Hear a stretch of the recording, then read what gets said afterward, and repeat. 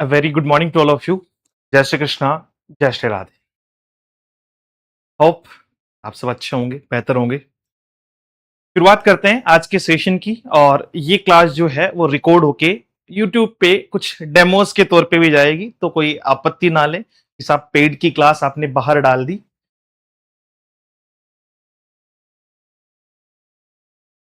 जनता कुछ भी कहे, है ना? जनता कुछ भी कहे, लाडलों फॉर्च्यूनर तो आएगी। चलो, सुबह सुबह जो है वो हंसी मजाक से छोटी सी शुरुआत और अब बिल्कुल सीरियस होके बढ़ेंगे आगे। ठीक है, चलो शुरुआत करते हैं। हमने शुरुआत की यूनिट सेकंड, यूनिट फर्स्ट हम ऑलरेडी जो है वो कंप्लीट कर चुके थे और यूनिट सेकंड का जो है वो पिछली 3 क्लास में हम लोगों ने बैकग्राउंड तैयार किया है। बैकग्राउंड बहुत जरूरी है ना? बेस, या जिसे मैं कहूंगा कि भैया बेसिक्स क्लियर होना बहुत जरूरी है, क्योंकि हम जब चाइल्ड डेवलपमेंट पढ़ रहे हैं, बाल विकास पढ़ रहे हैं, तो बाल विकास में सबसे जो मेजर पॉइंट आता है कि सर बालक का विकास तो कर लेंगे, सब ठीक है, किया जाएगा, करेंगे कैसे? तो उसके पीछे कोई साइकोलॉजी काम करेगी और वो जो साइकोलॉजी है उसे एजुकेशनल साइकोलॉजी कहते हैं। भाई टीचर को टीचिंग यानी पढ़ाना कैसे है, आप जो बच्चा है, शिक्षार्थी है, एक लर्नर है, उसको सीखना कैसे है, उसका अधिगम कैसे होगा, टीचर टीचिंग यानी शिक्षण कैसे करवाएगा, इन सबको मिला करके हमने एक साइंटिफिक रिसर्च तैयार की कि साहब कौन सा बच्चा कैसे पढ़ेगा, किस तरीके से तैयार करेगा, चीजें कैसे तैयार होगी, है ना, उसे पढ़ाने के क्या क्या तरीके हैं, कैसे डेवलपमेंट किया जाए। ये सारी बेसिक बातें हम लोगों ने सबसे पहले की थी एजुकेशनल साइकोलॉजी में। एक अगर बिल्कुल शॉर्ट में जो है वो डेफिनेशन कहना चाहूं तो एजुकेशनल साइकोलॉजी शिक्षा का वो भाग है जहां शिक्षा को तैयार करवाने के, यानी टीचिंग और लर्निंग, दो बातें की थी हम लोगों ने, याद है आपको? ये टीचिंग एंड लर्निंग यानी आपका शिक्षण और जो है वो अधिगम, शिक्षण और अधिगम की, शिक्षण और अधिगम की जो मूल आवश्यकताएं हैं, जो मूल आवश्यकताएं हैं उसको कैसे समझा जा सकता है, वो सब कुछ हम किस में समझते हैं? एजुकेशनल साइकोलॉजी में समझते हैं। इसको हम लोगों ने अप्लाइड साइंस भी कहा, इसको हम लोगों ने जो है वो अप्लाइड साइंस कहा। इसका मतलब ये अनुप्रयुक्त साइंस है, जो मैंने कल क्वेश्चन भी पूछा था लास्ट क्लास में।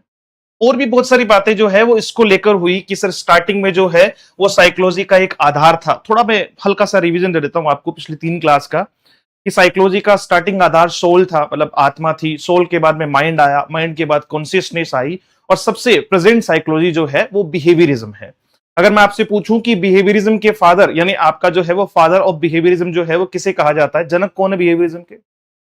व्यवहारवाद जो है, जो साइकोलॉजी में है ना, आपका बिहेवियरल साइकोलॉजी, मैं ये कहूंगा थोड़ा सही करके अपने क्वेश्चन को, बिहेवियरल साइकोलॉजी के जनक कौन है, किसने दी ये साइकोलॉजी?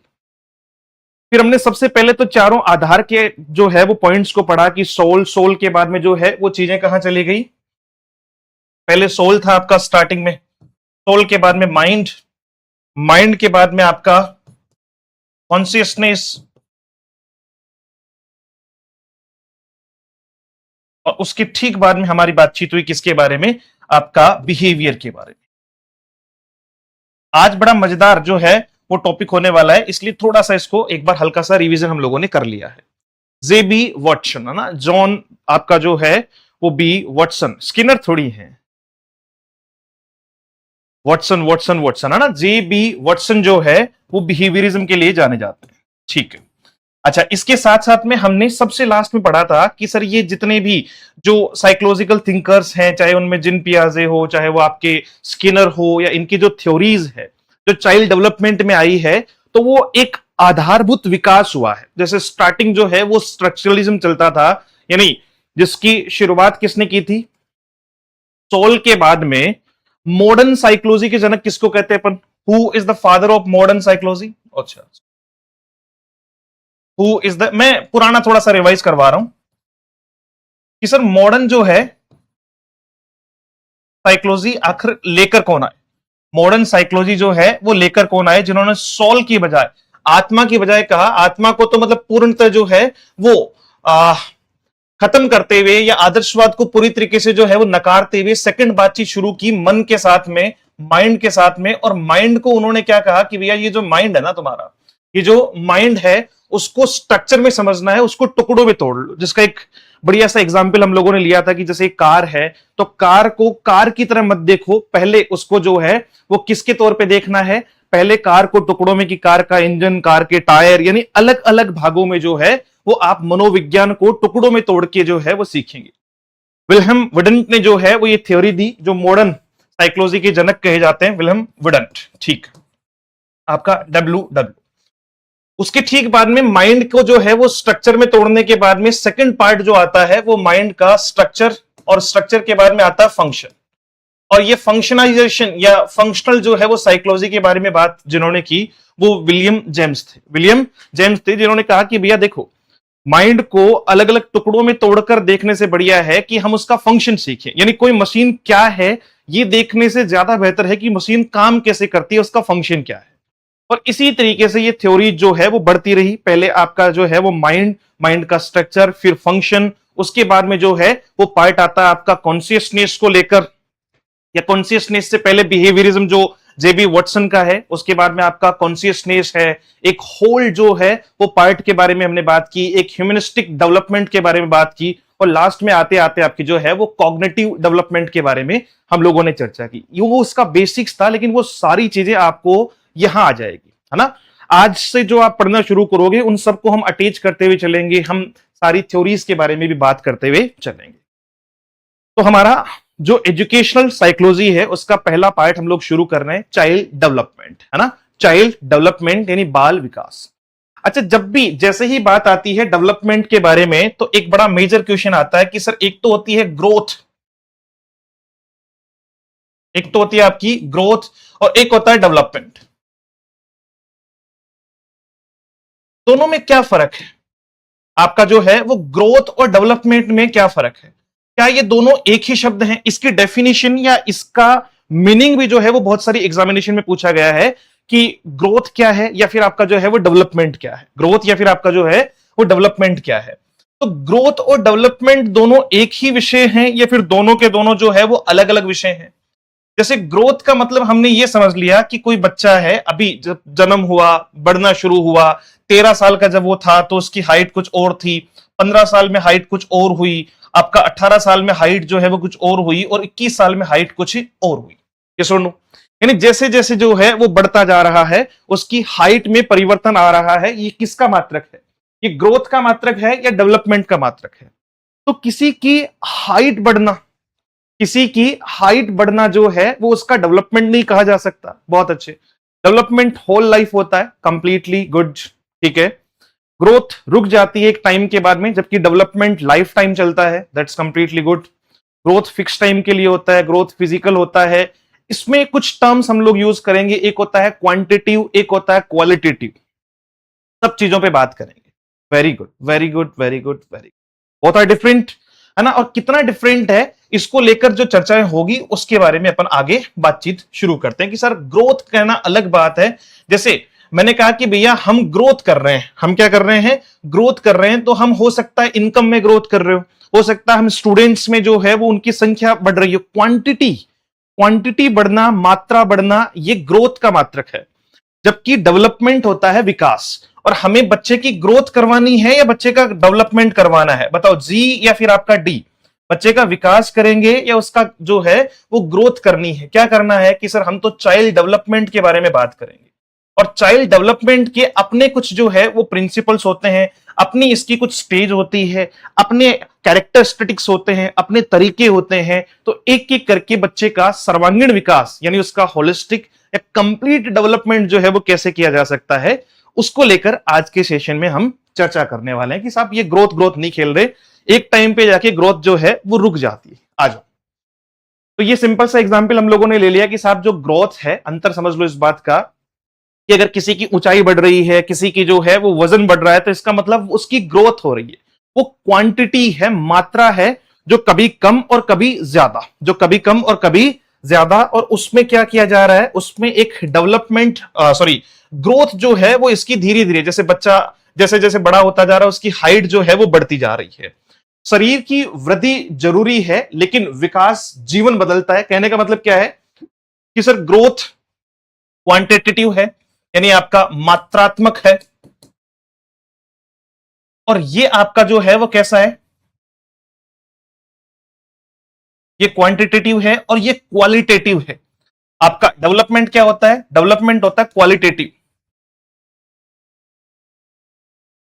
क्वालिटेटिव यानी इसमें जो है वो क्या बढ़ेगा, क्वालिटी बढ़ेगी। और डेवलपमेंट जिसको हम विकास कह रहे हैं, उसका आधार क्या होगा कि सर किसी की सोच, भाषा, तर्क शक्ति, व्यक्तित्व, व्यवहार और निर्णय लेने की क्षमता जो है।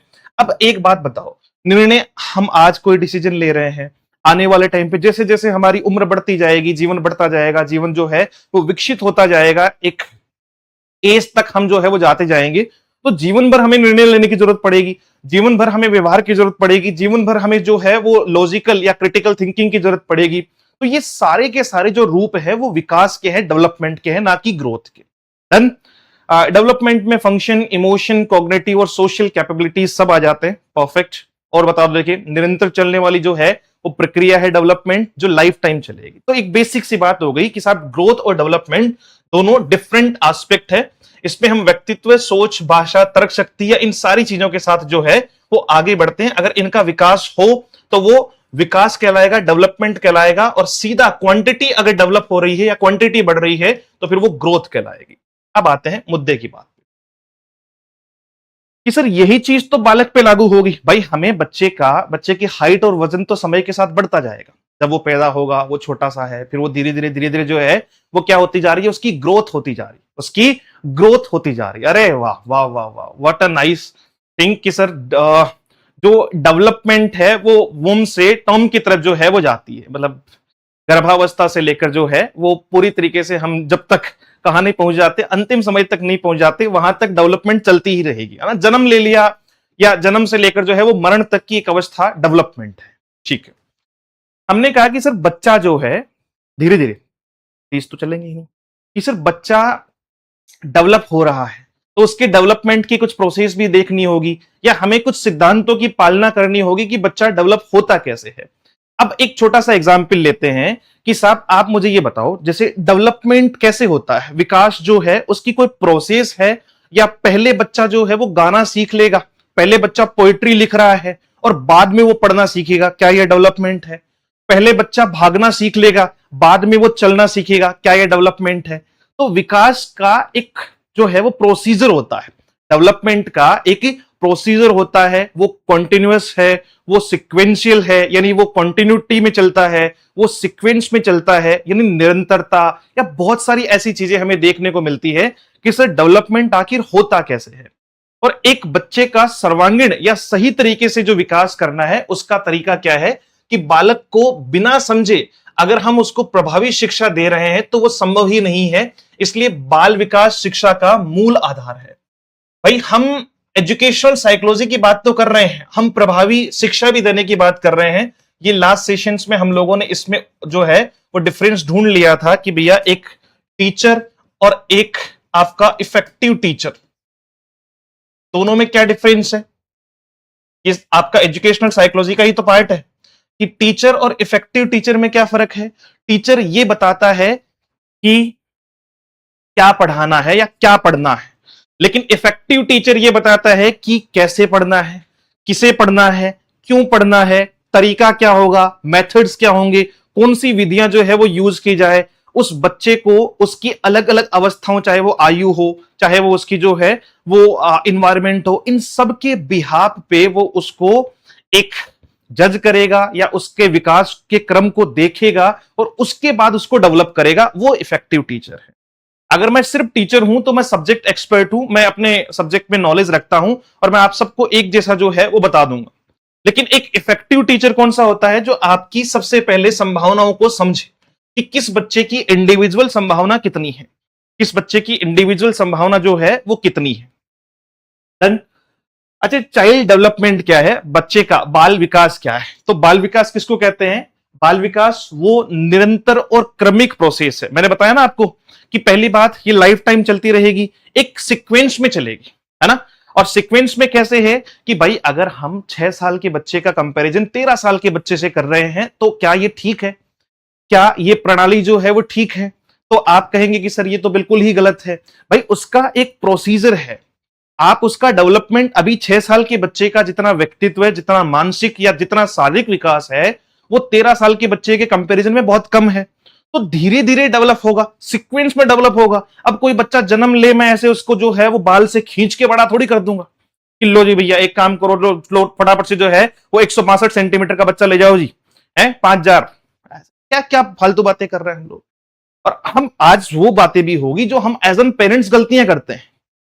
हम चाहते हैं कि भाई बच्चा जो है वो अपनी उम्र और अपने व्यक्तित्व से ज्यादा समझदार हो, जिसपे मैंने एक दिन पहले भी चर्चा की थी। और चाइल्ड डेवलपमेंट में आपको एक अच्छा टीचर ही नहीं, एक अच्छा पेरेंट्स बनने की भी जो है वो बहुत सारी चीजें जो है वो दिखाई पड़ती है। जब आप बच्चे का विकास पढ़ेंगे, चाइल्ड डेवलपमेंट पढ़ेंगे, बाल विकास पढ़ेंगे, तो आपके भी बच्चे हैं या जब भी भविष्य में होंगे तो उस समय यह समझने में ज्यादा आसानी होगी कि यार बच्चे का विकास करना कैसे चाहिए उस पे। अच्छा, बाल विकास हमने किसको कहा कि सर ये जो निरंतर और क्रमिक प्रक्रिया है जिसके द्वारा बालक का शारीरिक, मानसिक, संवेदना जो है वो संवेगात्मक, सामाजिक, नैतिक और भाषा संबंधी सभी पक्षों में गुणात्मक और मात्रात्मक परिवर्तन हो।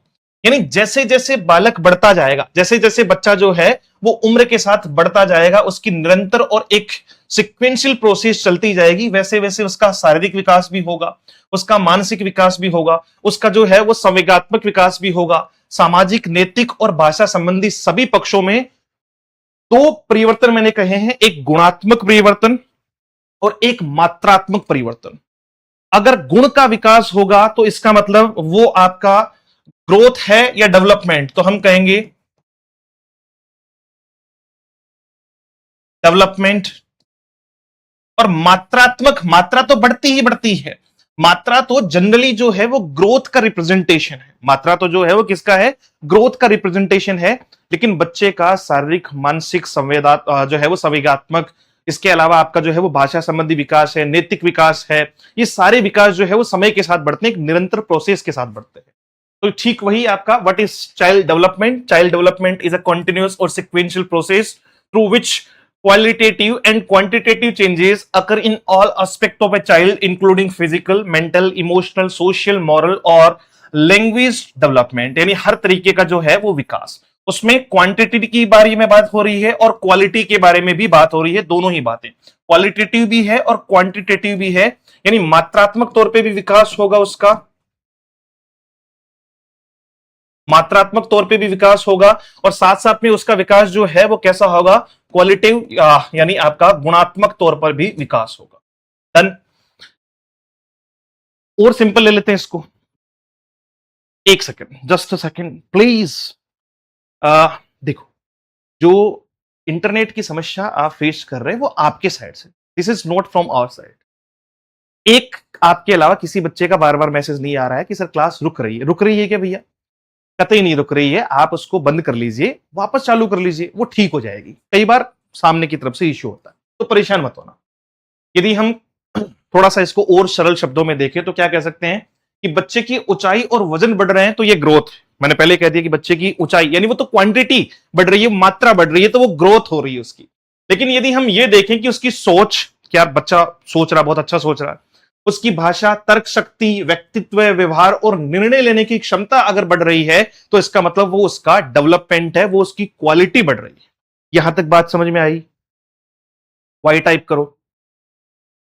यहां तक बेसिक बात हमने की कि साहब आपका ग्रोथ और डेवलपमेंट दोनों अलग अलग चीजें हैं। ग्रोथ आपका जो है वो क्वांटिटेटिव होता है, यानी मात्रात्मक होता है, जबकि डेवलपमेंट आपका क्वालिटेटिव यानी गुणात्मक होता है।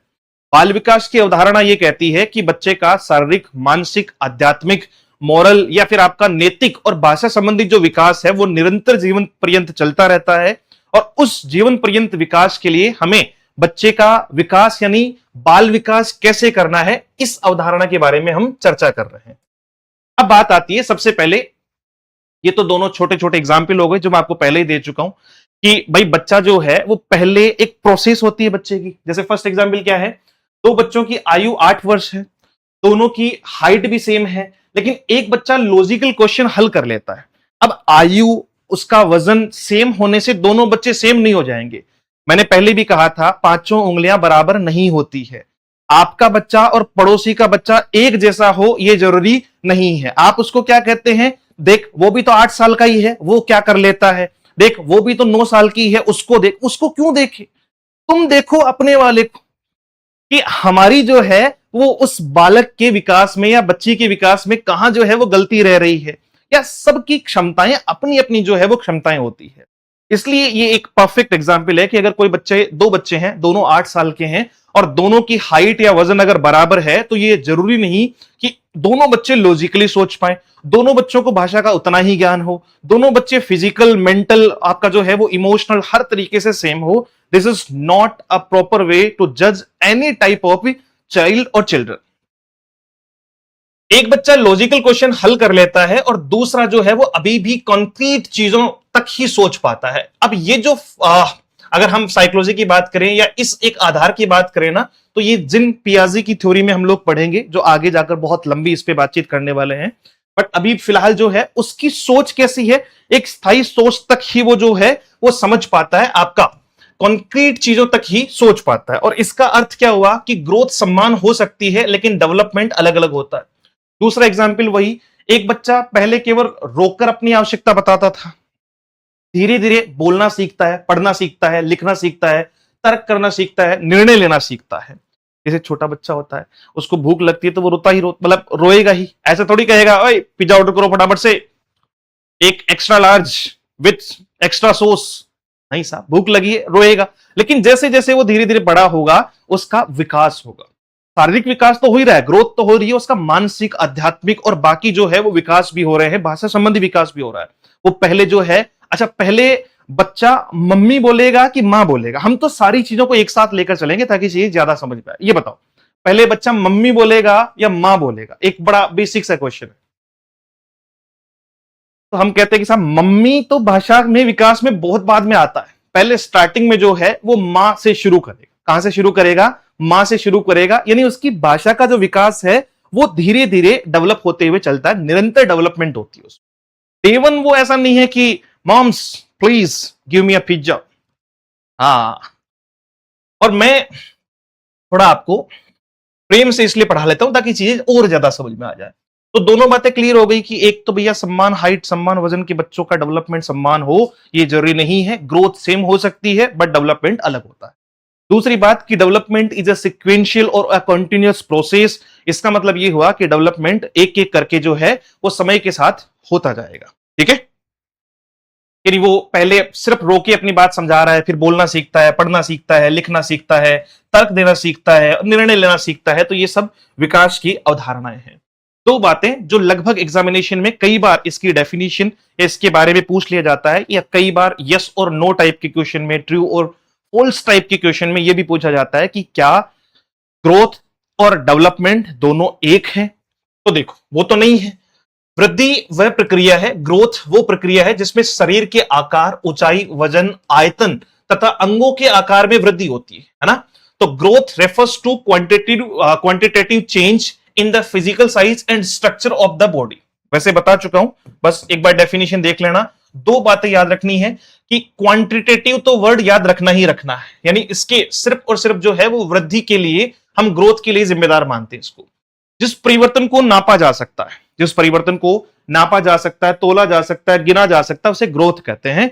और जैसे हाइट बढ़ना, वेट बढ़ना, बॉडी की जो है वो आकार बढ़ना, बोन्स की साइज बढ़ना, तो ये सारी चीजें जो है वो ग्रोथ है। उसके बाद में जैसे तुम लोग 4 दिन जो है वो जिम जाके ऐसे नहीं दिखाने लग जाते, मछली दिख रही है कि नहीं दिख रही है यहाँ पे। अबे मैं नहीं दिखा रहा हूं, मतलब आप लोगों के बारे में बता रहा हूं, तो वो तुम ग्रोथ दिखा रहे हो। 4 लड़कों का बड़ा सिंपल है भाई, क्या लॉजिक। एक दिन जिम जाएगा मेरा भाई, दूसरे दिन ऐसे चलना शुरू करेगा, उसकी बॉडी का स्ट्रक्चर ही बदल जाता है। उसे लगता है कि एक दिन जिम जाके उसकी पूरी ग्रोथ उसके अंदर ही आ गई है ना। उसको ऐसे लगता है कि आई am the one of best, मतलब मैं तो कंप्लीटली धारा सिंह ही बन चुका हूं। तो ग्रोथ जिसका मेजरमेंट हो सकता है, जो जिसको तोला जा सकता है या फिर जिसको नापा जा सकता है, that is completely a growth. ठीक है, अब सुनो, और वही डेवलपमेंट क्या है? अच्छा, डेवलपमेंट को हम ना तो, पहली बात तो इसको क्वालिटेटिव कहते हैं, क्वांटिटेटिव कहने के बजाय, है ना।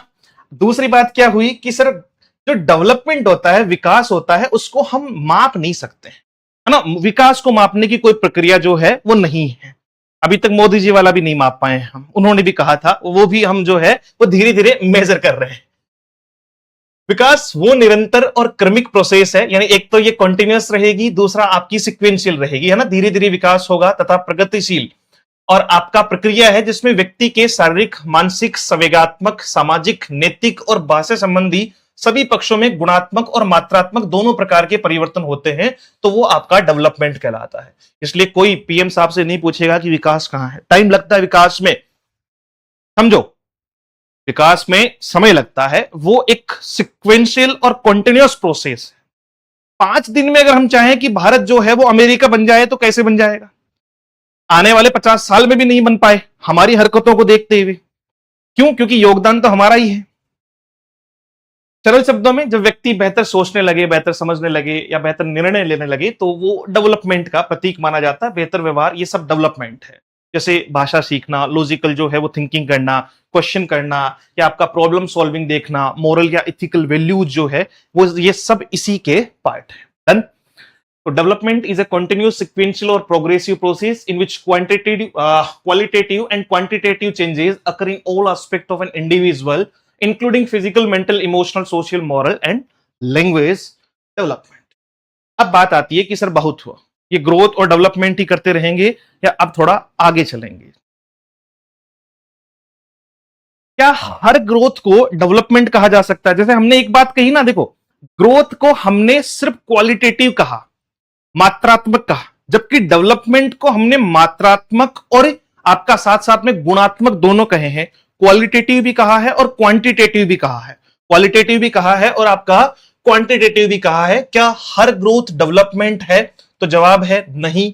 हाइट बढ़ना ग्रोथ हो सकती है, लेकिन हाइट बढ़ने से इंटेलेक्चुअलिटी नहीं आएगी, इंटेलिजेंस नहीं बढ़ेगा। इसका मतलब हर एक ग्रोथ को डेवलपमेंट कहना गलत है। लेकिन क्या हर एक डेवलपमेंट ग्रोथ होती है? तो इसका जवाब है अधिकांश स्थितियों में विकास के साथ वृद्धि भी होती है, विशेषकर बाल्यावस्था में, क्योंकि शारीरिक वृद्धि और मानसिक और सामाजिक जो विकास है वो साथ साथ जुड़ते हैं। इसका मैं सिंपल एग्जांपल देता हूं कि शरीर बढ़ रहा है तो इसका मतलब ये नहीं है कि बुद्धि बढ़ रही है, लेकिन बुद्धि जैसे जैसे बढ़ रही होगी तो इसका मतलब हम दूसरे एस्पेक्ट में ये देख सकते हैं कि सर बच्चे में जो इंटेलिजेंसी है, इंटेलेक्चुअल है, मॉरल है, ये जो वैल्यूज है वो आखिर आती कैसे है? समय के साथ आती है। वो समय के साथ सोसाइटी से सीखेगा, परिवार से सीखेगा, स्कूल में सीखेगा, वो ना वो सारी चीजों से सीखेगा तो धीरे धीरे जो है वो लर्निंग की प्रोसेस बढ़ेगी, और बढ़ेगी तो उसकी जो डेवलपमेंट है वो दिखाई पड़ेगा कि उसको मोरल वैल्यूज का पता है, उसको एथिकल वैल्यूज का पता है, उसको जो है वो फिजिकल डेवलपमेंट वगैरह सारा हो रहा है। तो कहीं ना कहीं डेवलपमेंट जो है वो क्रिएट करके चलती है, या डेवलपमेंट में ही आपका ग्रोथ छुपी हुई है। जैसे जैसे वो डेवलप होता जाएगा तो ग्रोथ तो हो ही रही है, ग्रोथ तो हो ही रही है, बट ये परमानेंटली या फिक्स हम इसको नहीं कह सकते कि सर ये एक दूसरे के पूरक ही है क्या, कॉम्प्लीमेंट्री है क्या। बहुत सारे एग्जाम्पल है ग्रोथ वर्सेस डेवलपमेंट। फिर इस बात को खत्म करके आगे चलते हैं। ग्रोथ केवल शारीरिक परिवर्तन को जनरली हम ग्रोथ कहते हैं, जबकि डेवलपमेंट संपूर्ण व्यक्तित्व का विकास, यानी होलिस्टिक जो डेवलपमेंट होता है, आपका मानसिक, शारीरिक, आपका आध्यात्मिक, हर तरीके का विकास जो है वो डेवलपमेंट की तरफ जाता है। ये क्वांटिटेटिव होता है, जबकि ये आपका क्वांटिटेटिव प्लस क्वालिटेटिव दोनों होता है। इसको हम माप सकते हैं और इसको हम प्रत्यक्ष रूप से नहीं माप सकते, है ना। ऐसा कोई नहीं है कि साहब मेरे साथ जो है वो मैं 2 किलो डेवलप हो गया। 2 किलो तुम्हारा वजन ग्रोथ हो सकता है, वजन जो है वो बढ़ सकता है, लेकिन अगर ये कहे कि साहब मेरी बुद्धि 2 किलो ग्रोथ कर गई, तो ये तो गलत है। इसका जो पीरियड होता है ग्रोथ का, वो एक लिमिटेड पीरियड होता है, एक लिमिटेड टाइम तक इसको जो है वो आगे बढ़ाया जा सकता है, जबकि ये जीवन भर चलता है। ये आकार बढ़ाता है, जबकि इसकी क्षमता विकसित होती है, कैपेसिटी जो है वो बढ़ती है। ये बाह्य परिवर्तन है, एक्सटर्नल है, बाह्य, जैसे बॉडी आपकी दिखाई पड़ेगी कि वजन ज्यादा हो गया, हाइट ज्यादा हो गई, तो ये एक्सटर्नल डेवलपमेंट है। लेकिन इंटरनल अगर हम देखें तो इंटरनल के तौर पे आंतरिक और बाह्य दोनों परिवर्तन जो है वो आपका डेवलपमेंट का पार्ट है। ग्रोथ डेवलपमेंट का भाग है, और डेवलपमेंट व्यापक अवधारणा है, यानी पूर्ण तौर पे जो है वो विकास को डेवलपमेंट का हमने नाम दिया है। यहां तक एक बार वाई टाइप करेंगे आप, बताओ। वो लास्ट में बताएंगे, वो सारी बातें, हाउ टू मेक नोट्स वगैरह, ये सारी अलग बात है, वो क्लास से हटके फिलहाल कुछ नहीं है, मैं बता दूंगा लास्ट। यहां तक कि सर ठीक है, धीरे धीरे देखो बैकग्राउंड तैयार करना पड़ेगा, उसके बाद में हम चलेंगे आगे। अब हम सबसे पहले वो मूल अवधारणाएं या मूल सिद्धांतों के बारे में बात करेंगे जो एक बच्चे के विकास में सहायक है। एक पेरेंट्स के तौर पे, एक अच्छे अध्यापक के तौर पे, एक इफेक्टिव टीचर के तौर पे हमें पता होना चाहिए, हमें पता होना चाहिए। डेवलपमेंट में लास्ट वाला जो है वो पॉइंट नहीं समझ आया, उसको थोड़ा सा यूं समझो कि देखो डेवलपमेंट एक व्यापक अवधारणा है, यानी डेवलपमेंट में ही क्या छुपा हुआ है, आपका ग्रोथ छुपी हुई है। डेवलपमेंट एक व्यापक अवधारणा बताई गई है, जबकि ग्रोथ को डेवलपमेंट का भाग बताया गया है, ना कि ग्रोथ ही development. Growth is not equals to development, लेकिन डेवलपमेंट वो व्यापक अवधारणा है जिसमें विकास की क्वांटिटी और क्वालिटी दोनों छिपी हुई है, और ये क्वालिटी या सॉरी ये जो क्वांटिटी है वो किसका पार्ट है, ग्रोथ का ही पार्ट है, इसलिए इसको व्यापक अवधारणा कहा है। ये छोटी सी बातचीत कि भाई एक अच्छा टीचर, हाँ पूछ लो पूछ, अच्छा थोड़ा और धीरे चलना है, कोई बात नहीं। देखो पहले भी मैं बहुत बार कह चुका हूं कि अगर आप ये बीच बीच में इससे हटके कुछ भी पूछोगे, जैसे इससे पूछा मैंने आपको बहुत प्यार से बताया, अब कोई कह रहा यूनिट फर्स्ट पढ़ाएंगे क्या, कोई कह रहा नोट्स कैसे बनाएं, उसका कोई फिर तो क्लास होगी ही नहीं। फिर तो हम बाकी चीजों का कि सर मेरा इंटरनेट नहीं चल पा रहा है, मैं क्लास को वापस कैसे देखूंगा, वो रिकॉर्डेड का यही करते रहेंगे हम लोग। तो ऐसा मत करा करो, क्लास पूरी लो, फिर लास्ट में हर बार मैं 5 मिनट रुकता हूं, वहां बहुत प्यार से आपके क्वेश्चंस का जवाब देंगे जो अलग होंगे। बाल विकास कुछ निश्चित जो है वो प्रिंसिपल्स को फॉलो करता है, और ये प्रिंसिपल हमें पढ़ने हैं, एज एन पेरेंट्स भी पढ़ने, और एज ए जो है वो हम टीचर भी इसको पढ़ेंगे एक इफेक्टिव टीचर के तौर पे। इन सिद्धांतों को समझ लेने पर शिक्षक जो है वो उसको क्या क्या फायदे होते हैं कि किस आयु के बालक को क्या सिखाना है। भाई हमें उन प्रिंसिपल्स को फॉलो करने का पीछे रीजन भी तो है कि साहब आपके मन में क्वेश्चन आए कि साहब हम चाइल्ड डेवलपमेंट क्यों पढ़े, हम तो चाइल्ड रहे ही नहीं, अरे तो टीचर तो बनोगे। तो एक अच्छा इफेक्टिव टीचर बनने के लिए आपको बच्चे को क्या कब कैसे सिखाना है ये भी तो पता होना चाहिए। जैसे हम बहुत छोटे से बच्चे को अगर मैं ये कहूं कि भाई तीसरी क्लास का बच्चा है उसको एल्जेब्रा का क्वेश्चन दे दूं, समझ रहे हो, तीसरी क्लास का बच्चा है उसको एल्जेब्रा या आपका जो है वो ट्रिगोनोमेट्री का मैथ का क्वेश्चन दे रहा हूं, कहूं कि बेटा सोल्व कर दो फटाफट से, तो ये बच्चे की जो है वो कमी नहीं है, ये एक शिक्षक की कमी है कि उन्हें डेवलपमेंट के आधार का नहीं पता। उन्हें जो चाइल्ड डेवलपमेंट है, बाल विकास है, उसकी मूल अवधारणाओं का नहीं पता कि कौन सा बच्चा उसे किस मेथड से किस उम्र में किस तरीके से सिखाया जाना चाहिए, ये एक इफेक्टिव टीचर को पता होना चाहिए। तो हम चाइल्ड डेवलपमेंट यानी बाल विकास क्यों पढ़ रहे हैं, ताकि हमें यह पता रहे कि बच्चे को किस आयु में क्या सिखाना है, कौन सी अपेक्षा उचित है, कौन सी समस्या सामान्य है जो सब बच्चों में आती है, कॉमन है, और या फिर आपका जो है वो किस बच्चे को अतिरिक्त सहायता की आवश्यकता है। ये हम बच्चे को देखकर ही तो आइडिया लगाएंगे। By understanding these principles a teacher can know that what should be taught at which age, कौन सी उम्र में क्या सिखाना है, विच एक्सपेक्टेशंस आर अप्रोप्रिएट, बच्चे से एक्सपेक्टेशन कौन सी रखनी है ना। अब आप यार 5वीं क्लास के बच्चे से ये एक्सपेक्ट कर रहे हो कि वो आपको रशिया और यूक्रेन के युद्ध के बारे में बताए, कैसे बताएगा। उसे तुम हाथी पे निमन पूछो वो बताएगा, उसे तुम स्कूल पे निमन पूछो तुम मतलब जो है वो बताएगा। लेकिन वहीं यूपीएससी मेंस लिखने वाले बच्चे से अगर हम कह रहे हैं कि चलो माई स्कूल पे एक निमन लिख कर दो, तो वो भी टीचर की गलती है।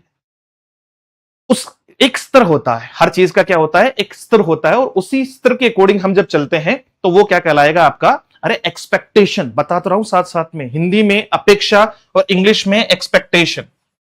कहते ना मुझे तुमसे ये अपेक्षा नहीं थी, I was not expecting this, which problem are normal, कौन सी समस्याएं नॉर्मल है। अब बच्चे का विकास पढ़ोगे, प्रिंसिपल पढ़ोगे, अवधारणाएं पढ़ोगे, तभी तो ये बात समझ में आएगी। उसके अलावा एक आपका विच चाइल्ड नीड्स एडिशनल सपोर्ट।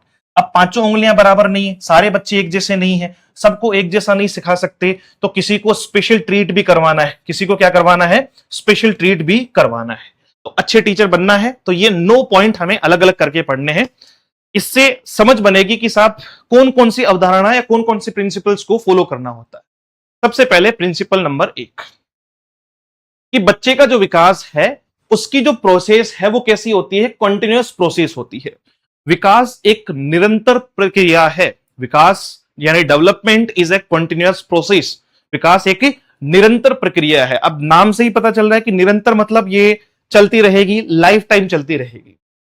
विकास जन्म से प्रारंभ होकर जीवन भर चलता रहता है, ये किसी एक आयु पर नहीं रुकता, जबकि ग्रोथ जो है वो एक फिक्स एज या फिक्स टाइम पर जाकर जो है वो रुक जाती है।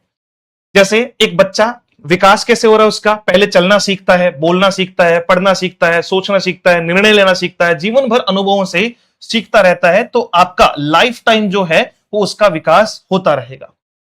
क्लास के तौर पे अगर आप बच्चे को सिखाना चाहो या मैं आपको सिखाना चाहूं, तो शिक्षक को कभी भी ये नहीं मानना चाहिए कि एक बच्चे को सब कुछ आता है, जब अब बच्चा सब सीख चुका है। जैसे कई बार होता है ना कि यार अब तो सब कुछ सीख चुका है, तो ये तो सिंपली हमने एक जीवन पर्यंत भी ये बात सीखी है कि साहब सीखने का कोई समय नहीं होता और सीखने की कोई लिमिट नहीं होती। हम जीवन पर्यंत हर एक एस्पेक्ट से, चाहे वो हमारा परिवार, दुनिया, देश या जिन जिन चीजों से है, जिन जिन चीजों से हम प्रत्यक्ष और अप्रत्यक्ष रूप से जुड़े हुए हैं, उनसे हम सीखते हैं।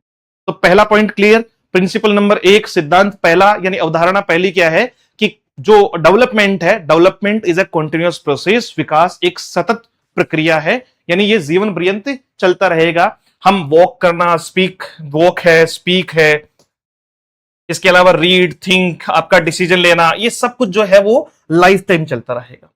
सेकंड पार्ट आता है कि बच्चे का विकास करो। बाल विकास जो है उसकी दूसरी अवधारणा ये है कि भाई तुम बच्चे का विकास करो, लेकिन एक सीक्वेंस में करो। और सीक्वेंस कई बार लोग छोड़ देते हैं। जैसे मुझे कई बार ये लगता है कि साहब बच्चे को तीसरी क्लास में पढ़ते हुए बच्चे को जो है वो पेरेंट्स कई बार क्या करते हैं, 5वीं में करवा देते हैं। तो इसका मतलब सीक्वेंस तो तुमने तोड़ दी पहले ही। एक टाइम पीरियड पे जो उसका विकास कि सर इसकी एज ज्यादा हो रही है, फिर वो बच्चा धीरे धीरे जो है वो कमजोर होता हुआ दिखाई पड़ता है, फिर परेशान होते हैं, और ऐसी बहुत सारी चीजें।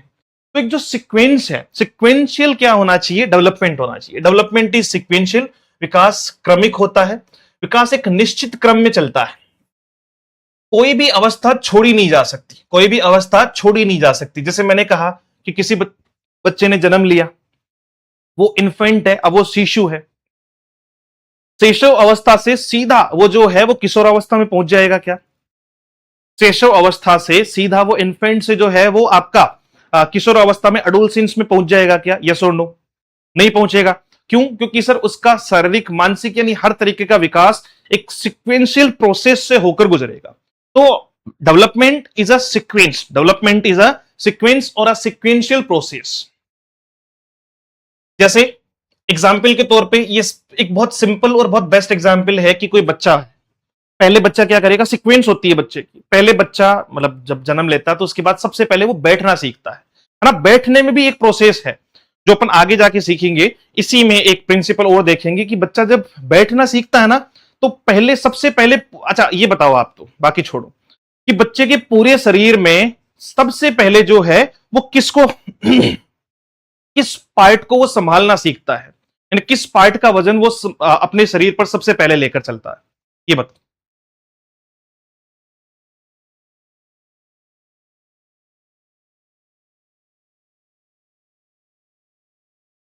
किस पार्ट का वजन जो है वो सबसे पहले उठाकर चलता है? जल्दी बता दो फटाफट से।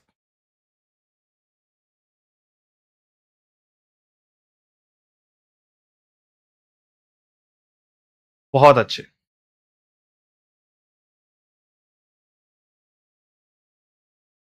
कुछ लोग कुछ लोगों ने फिट कहा है, बाकी मैक्सिमम जो है वो हेड कह रहे हैं। Perfect perfect perfect perfect. चलो इस पे भी चर्चा करेंगे कि साहब उसका डेवलपमेंट कैसे होता है। हेड टू टॉय होता है या हेड टू फुट होता है, कि भाई ऊपर से नीचे की तरफ होता है। हेड संभालता है ना सबसे पहले क्या करता है वो? ऐसे मतलब मैं बिल्कुल बच्चों की तरह ही आपको कहूंगा कि भाई जैसे बच्चा है तो बच्चे को जैसे हम गोद में लेते हैं तो उसका सर जो है तो कभी इधर कभी उधर, फिर वो जैसे जैसे उसकी डेवलपमेंट होता जाएगा वो अपने हेड को संभालना शुरू कर देगा, वो सीधा देखना शुरू कर देगा। मतलब सबसे पहले वहीं से शुरू कर रहा है। तो हर तरीके की एक डेवलपमेंट है। जैसे बच्चा है, सबसे पहले बच्चा जो है वो बैठेगा, फिर वो क्रॉल करेगा, रेंगेगा, फिर वो खड़ा होगा, उसके बाद में चलना सीखेगा, फिर दौड़ना सीखेगा। अब मैंने एक बच्चे को जो है वो इन्फेंट है, मैं उसको सीधा कहूं कि चल 400 मीटर की मैराथन दौड़ के आते हैं, हाँ बिल्कुल ठीक बात है आकाश भाई। सेम इसी पे चर्चा करेंगे, लेकिन बीच में बताएंगे तो थोड़ा परेशान हो जाएंगे।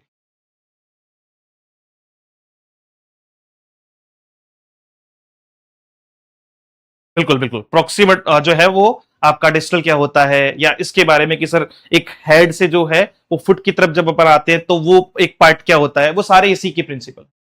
तो सबसे पहले अगर मैं किसी बच्चे को जो है वो उसका सीक्वेंस देखना चाहता हूं, तो वो एक प्रोसेस में चलेगा, जैसे बैठना हो गया, उसके बाद आपका क्रॉल करना हो गया। पहले वो खुद को संभाले तो सही, संभालने के बाद वो झुकेगा, झुक के थोड़ा थोड़ा जो है वो रेंगना शुरू करेगा, और फिर आपका क्या करेगा, वो खड़ा होना, चलना और दौड़ना शुरू करेगा। और ठीक वैसे ही जैसे बच्चा जो है वो सबसे पहले अक्षर पहचानता है।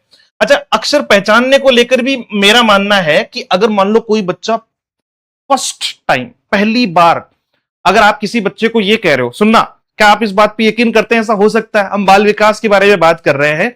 अगर पहली बार मैं किसी बच्चे को, जो अभी तक जिसने कुछ सीखा नहीं, कुछ पता नहीं है, अगर मैं उस बच्चे को ये लिखकर कह दूं, ऐसा लिखकर, है ना, स्कूल वगैरह की बात नहीं कर रहा हूं मैं, जैसे घर पे ही हूं और मैं मेरे ही बच्चे को कह दूं कि बेटा ये ए है, तो कितने लोगों को लगता है कि वो ये आगे जाकर मतलब वो इस बात को हमेशा के लिए फिलहाल तो एक बार स्वीकार कर लेगा कि यही ए है? यस और नो? अगर मैं डी लिखकर या ऐसी किसी भी आकृति को जो है वो लिखकर बच्चे को कह दूं कि बेटा ये ए है, ए फॉर एप्पल, तो उसके हिसाब से ये ऐसे दिखने वाली आकृति ही ए फॉर एप्पल है। ध्यान रखना, उसके हिसाब से ये दिखने वाली आकृति, क्यों? क्योंकि वो शुरुआत में जो है वो शब्दों की पहचान ही नहीं होती है, शब्दों की पहचान नहीं होती है, वो तो सिर्फ आकृतियां देख के अक्षर को जो है वो पहचानता है कि अच्छा अच्छा ये ऐसा दिखने वाला प्राणी जो है वो ए है, ये ऐसा दिखने वाला प्राणी जो है वो ए है। उसके ठीक बाद में वो पहले अक्षर पहचानेगा, फिर शब्द बनाएगा, शब्द बनाने के ठीक बाद में जो है वो वाक्य बनाएगा, और फिर अनुच्छेद बनाएगा। मैं उसको सेंटेंस देकर जो है वो पूछ रहा हूं कि बता इसमें कौन सा जो है वो फिगर्स ऑफ स्पीच यूज किया हुआ है, सिमिली यूज हुआ है कि मेटाफर यूज हुआ है, तो सर उसके लिए तो बहुत लंबा जो है वो चलना पड़ेगा। तो हर चीज की एक प्रोसेस है, इट्स कॉल्ड सीक्वेंस। सेम चीज विकास क्रमिक होता है, development takes place in a definite sequence, no stage can be skipped like infants. The first thing is sitting, crawling, standing, walking and running. तो कुछ इस तरीके से वो आगे चलता है। तीसरी बातचीत आती है कि सर बच्चा development proceeds from general to specific. देखो, जनरल से स्पेसिफिक का मतलब क्या है? पहले चीजें सामान्य होती है, जब बच्चा सीखना शुरू करता है तो वो सामान्य चीजों को पहले सीखता है। जैसे आप, ये तो मतलब हम वो सारी चीजें हैं जो अभी करके देख सकते हैं। घर पे छोटे बच्चे डेफिनेटली सब लोगों के जो है वो परिवार में कहीं ना कहीं होंगे। आप उसकी तरफ जो है वो जब ऐसे करोगे ना, ऐसे मतलब कि भाई इधर आना, या आप एक उंगली या दो उंगली कर रहे हो, तो बच्चा जब हाथ करता है तो वो पूरे हाथ से ऐसे करता है। करेक्ट है ना? बच्चा मान लो आपकी तरफ हाथ कर रहा है तो वो पूरे हाथ को, पांचों उंगलियों को साथ में घुमा रहा है, या पूरे हाथ को यूज कर रहा है। अगर स्टार्टिंग में बच्चे ऐसे करने लग जाए, या ऐसे मान लो किसी भी उंगली को जो है वो स्पेसिफिक की तरफ चले जाए, ऐसा पॉसिबल है? तो सर पहले चीज होती है जनरल ग्रेब होती है, फिर उसको धीरे धीरे स्पेसिफिक की तरफ जो है वो डिवोट किया जाता है, या उसको प्रोसीड किया जाता है। समझ रहे हैं? तो एक हमेशा डेवलपमेंट कैसा होगा, जनरल से स्पेसिफिक हो। ये क्वेश्चन भी याद रखना, है ना? स्पेसिफिक से जनरल नहीं होता, सामान्य से विशिष्ट की तरफ चलते हैं हम लोग। पहले सामान्य गतिविधियां आती है, बाद में सूक्ष्म गतिविधियां जो है वो विकसित होती है। जैसे बच्चा पहले पूरा हाथ हिलाएगा और बाद में उंगलियों से लिखना सीखता है। पहले पूरा हाथ, पहले पूरा हाथ, ठीक है, परफेक्ट परफेक्ट परफेक्ट। और उसके बाद जो, अब बच्चे को मान लो कि हम जैसे पेन देते हैं, इसका मैं एक एग्जांपल देता हूं। बच्चे के हाथ में आप पेन दोगे तो वो ऐसे पकड़ेगा क्या? ऐसे पकड़वाने वाले एक नंबर लिखें और ऐसे पकड़वाने वाले दो नंबर लिखें, बताओ देखिए कैसे पकड़ेगा? बच्चे के हाथ में पेन या पेंसिल दोगे तो कैसे पकड़ेगा? एक नंबर या दो नंबर?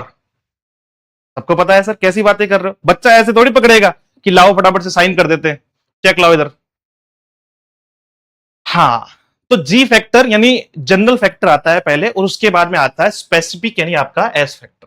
पहले बच्चा पूरा हाथ हिलाता है, बाद में उंगलियों से लिखना सीखता है। जैसे पहले बड़े कॉन्सेप्ट को सीखेगा, फिर वो स्पेसिफिक की तरफ जाएगा, फिर वो स्पेसिफिक की तरफ जाएगा। एकदम से हम उसको पिन पॉइंटेड या स्पेसिफिक चीजें उसके साथ में हम नहीं कर सकते। बच्चा हमेशा पेन जो है या पेंसिल आप हाथ में देंगे तो वो ऐसे ही पकड़ेगा, ना कि ऐसे। ठीक है? क्यों? क्योंकि ये तो जनरल है, उसके हाथ में कोई भी वस्तु, पेन नहीं, कुछ भी दे दो वो ऐसे ही पकड़ेगा, उसको नहीं पता क्या है। फिर आप उसको धीरे धीरे वो डेवलपमेंट होगा, उसका विकास होगा, उम्र बढ़ेगी, समझ बढ़ेगी, आप उसको जो है वो, अच्छा बहुत सारी माएं या बहुत सारे जो पिता पेरेंट्स जो है वो ऐसा भी करते हैं कि शुरू शुरू में बच्चे को ऐसे हाथ पकड़ के लिखना सिखाते हैं, है ना। आजकल वाले तो और भी ज्यादा करते हैं। चलो तो ये सारी चीजें, उसके ठीक बाद में ये हो गया आपका development proceeds from general to specific, याद रखना इसको। General activities develop first, later specific activities develop. At first, a child moves the whole hand. Later, the child learns to write using the fingers. Fourth principle है development is predictable. Predict करना, पहले से अनुमान लगाना, है ना। आपका अनुमानित विकास का अनुमान लगाया जा सकता है। विकास का क्या होता है? अनुमान लगाया जा सकता है। जैसे हम लगाकर सीखते हैं, मतलब जो भी विकास है वो अनुमानित है। अनुमानित मतलब कि सर हम पहले से ये तय करके रखते हैं कि इस टाइम तक बच्चे का ये इतना विकास हो जाना चाहिए, इस टाइम तक बच्चे का ये इतना विकास जो है वो हो जाना चाहिए। तो विकास अनुमानित कैसे हुआ? सामान्य परिस्थितियों में हर बच्चा लगभग समान क्रम में विकसित होता है, ये उसकी जनरल स्टेज है। कॉमन पॉइंट ऑफ व्यू तो यही कहता है। हो सकता है कुछ अपवाद अलग हो, जैसे हमने कई बार देखा है कि भाई 5 साल का बच्चा जो है वो उसका आईक्यू लेवल बहुत ज्यादा है, बाकी कंपैरेटिवली जो बच्चा मतलब ढंग से, बाकी हमारे बच्चे जो है वो लिखना पढ़ना नहीं सीख पा रहे हैं, वो 5 साल में उसका जीके इतना तेज है कि आप उसको कुछ भी पूछ लो, तो वो फिर अपवाद है, एक्सेप्शंस है। कुछ बच्चे 5 साल में स्पोर्ट्स में बहुत कुछ अलग कर दे रहे हैं, बहुत कुछ ही। कौन था ये बात तो बहुत सही है यार कि सर आजकल मामला जो है वो बदल रहा है मॉडर्न टाइम पे। मॉडर्न टाइम पे बच्चा हाथ से नहीं, बच्चा स्पेसिफिक चला गया है। उसके हाथ में फोन दो, उसका हाथ कभी भी ऐसे नहीं, उसका हाथ ऐसे जाता है, पूरा पूरा का पूरा तुरंत ऐसे करता है भाई वो। ये तो सच है, बट ठीक है, हम तो जो है वो रियल डेवलपमेंट के बारे में बात कर रहे हैं। ये सब तो हमने बाद में सिखाई, बाद में बच्चे को दी। तो the most important thing is कि सर हम डेवलपमेंट एक्सपेक्ट कर सकते हैं, बट कुछ बच्चे होते हैं जो एक्सेप्शनली गॉड गिफ्टेड होते हैं। जैसे हमारा मानना है कि भाई हम 5 साल के बच्चे को स्कूल भेजना शुरू करेंगे, 5 से 10 साल में ये डेवलपमेंट हो जाता है ना, फिर आपका 10 से 12 साल में ये डेवलपमेंट हो जाता है। ऐसा एक कॉमन जो है वो एक्सपेक्टेशन या कॉमन प्रिडिक्शन हमारे पास पहले से होता है, जो जनरली सब पे कॉमन तौर पे लागू होता है। Is it? जैसे 6-7 वर्ष का बच्चा जो है वो पढ़ना सीख सकता है, 14 से 15 वर्ष का बच्चा जो है वो आपका एब्स्ट्रैक्ट थिंकिंग कर सकता है, वो इसके बारे में मतलब विचारों को जो है वो सोच सकता है, या लॉजिकली जो है वो चीजों को सोचना शुरू कर सकता है। तो ये पहले से हम क्या कर रहे हैं? पहले से हम जो है वो प्रिडिक्ट कर रहे हैं कि इस तरीके का डेवलपमेंट होगा। Development varies from individual to individual, ये भी सबको पता होना चाहिए। यही है वो गुण जो एक माता पिता को सीखना चाहिए कि हर बच्चा अलग होता है, हर बच्चे की विकास की प्रक्रिया, विकास का क्रम जो है वो भिन्न होता है ना, डिफरेंट टाइप ऑफ। जैसे 2 जुड़वा बच्चे एक ही विद्यालय, एक ही शिक्षक, मतलब कोई भी 2 जुड़वा बच्चे भी हो सकते हैं, कोई भी 2 बच्चे एक ही माता पिता के भाई बहन यानी 2 बच्चे हैं, उनमें से एक जो है वो दोनों सेम टीचर से पढ़ रहे हैं, सेम स्कूल में जा रहे हैं, सेम फीस दे रहे हो, same bag, same book, same syllabus, सब कुछ सेम है, लेकिन एक 100 में से जो है वो 80 नंबर लेके आ रहा है और एक 100 में से 35 लेके आ रहा है। तो पॉसिबल है? भाई मैं टीचर हूं, एज एन टीचर मैं क्लास में सब कुछ सेम, ऐसा तो नहीं है कि मैं अलग अलग की पार्शलिटी कर रहा हूं कि एक काम करना, तुम मुझे अलग से मैसेज करना, तुम्हें तो अलग से बता दूंगा, बाकी को नहीं बताऊंगा। हम तो सबको सेम बता रहे हैं, लेकिन आप में से सिलेक्शन जो है वो कुछ लोगों का होगा, कारण क्योंकि सबकी अपनी अपनी क्षमताएं हैं। फिर दूसरा, हम सिलेक्शन वाले क्राइटेरिया को तो कंपटीशन से भी जोड़कर देख सकते हैं कि सर आज का समय थोड़ा सा अलग है। बट एक बच्चे की अगर योग्यता की बारे में बात करें तो वो इंडिविजुअल से इंडिविजुअल वेरी करती है। Is it? अब टीचर का रोल क्या है कि सर इंडिविजुअल जब वो डेवलपमेंट की तरफ हम बात कर रहे हैं तो टीचर को हमेशा जो है वो कभी भी कंपैरिजन नहीं करना चाहिए। आपका कंपैरिजन कभी नहीं करें टीचर, और दूसरा इंडिविजुअल प्रोग्रेस पर भी बच्चे के लिए जो है वो फोकस करें। एक तो अच्छा टीचर वो होता है कि बच्चे को कंपेयर ना करे, एक अच्छा टीचर। दूसरी तरफ आपको अलग से है अच्छा पेरेंट्स, और दूसरा उसका अगर मान लीजिए कोई कमजोर है किसी तरीके से तो उस पर स्पेशल ध्यान दिया जाए, उसको स्पेशल जो है वो ट्रीट किया जाए। 6th प्रिंसिपल आपका है development depends upon heredity and environment. आनुवंशिकता और वातावरण पे भी बहुत डिपेंड करता है, आनुवंशिकता और वातावरण पे भी बहुत डिपेंड करता है, वंशानुक्रम और वातावरण। वंशानुक्रम और वातावरण का अर्थ क्या है? वंशानुक्रम और वातावरण का मीनिंग क्या है? दोनों मिलकर विकास को प्रभावित करते हैं। कैसे? जैसे एक तो होता है हेरिडिटी, भाई बच्चे का अपना अपना विकास है। जैसे मैं बहुत सिंपल सा एग्जांपल देता हूं इसका, हेरिडिटी का एग्जांपल तो कि भाई कोई बच्चा गोरा है, फेर है, और कोई बच्चा जो है वो थोड़ा सा डल है, या उसका जो बॉडी कलर है वो उतना फेयर नहीं है, तो अब हम बाद में उसको कंपेयर कर रहे हैं गोरा नहीं है। क्या मतलब इस बात से? वो तो उसकी हेरिडिटी पे भी डिपेंड कर सकता है, तो वो डेवलपमेंट का आधार थोड़ी है, वो डेवलपमेंट का आधार थोड़ी है, वो विकास का आधार थोड़ी है।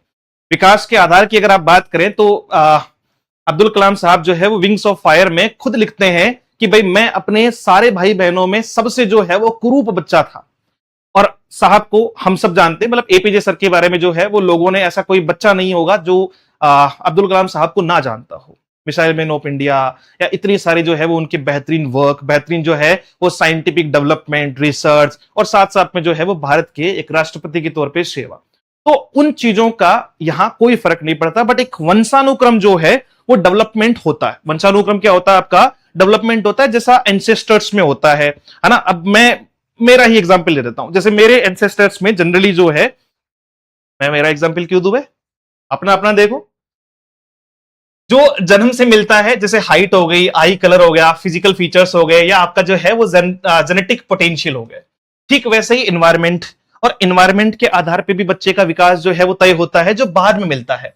जैसे मान लीजिए एक गांव में किसी सरकारी स्कूल में बच्चा पढ़ रहा है, जहां पूरी तरीके से बच्चे के पास जो है वो मैथ्स का टीचर ही इंग्लिश पढ़ा रहा है, मैथ्स का टीचर ही एसएसटी पढ़ा रहा है, मैथ्स का टीचर ही साइंस, और मैथ्स का टीचर खुद मैथ नहीं पढ़ा पा रहा है। एक तो वो बच्चा है, और दूसरा बच्चा जो है वो है जो किसी कॉन्वेंट स्कूल में पढ़ा हुआ है, बढ़िया जो है वो इंग्लिश मीडियम स्कूल में पढ़ा हुआ है, जहां बच्चे को ऐसे मतलब उसका कंप्लीट होलिस्टिक डेवलपमेंट पे बात की जा रही है। पेरेंट्स को ऐसे साफ साफ लिख कर दिया जाता है कि मंडे को बच्चे के लंच में सेब आने चाहिए, चाहे 400 रुपए किलो ही क्यों ना आए, लेकिन मस्ट।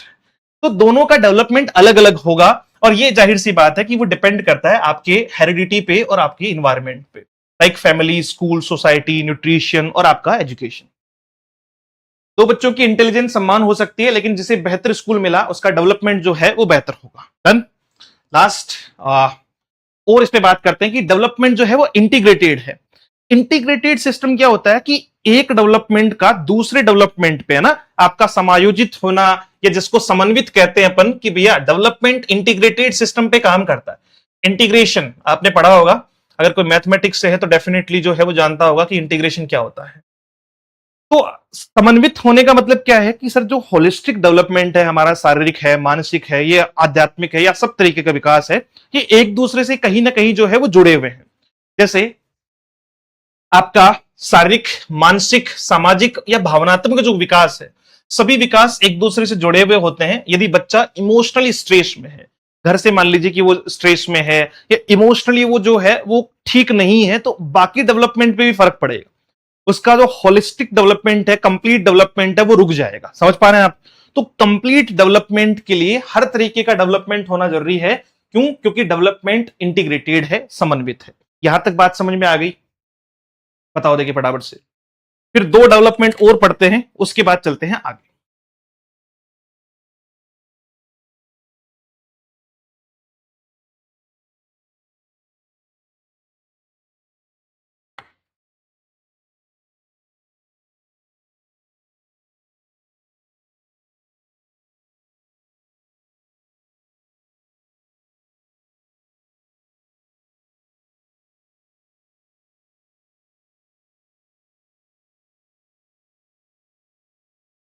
अब बात करेंगे हम डेवलपमेंट ऑफ सेफ्लोकार्डल प्रिंसिपल। देखो, सेफ्लोकार्डल जो है वो प्रिंसिपल क्या होता है? इंटीग्रेटेड पॉइंट अगर आपको क्लियर नहीं हुआ, इंटीग्रेशन मतलब एक दूसरे से समन्वित होना, जुड़ा होना।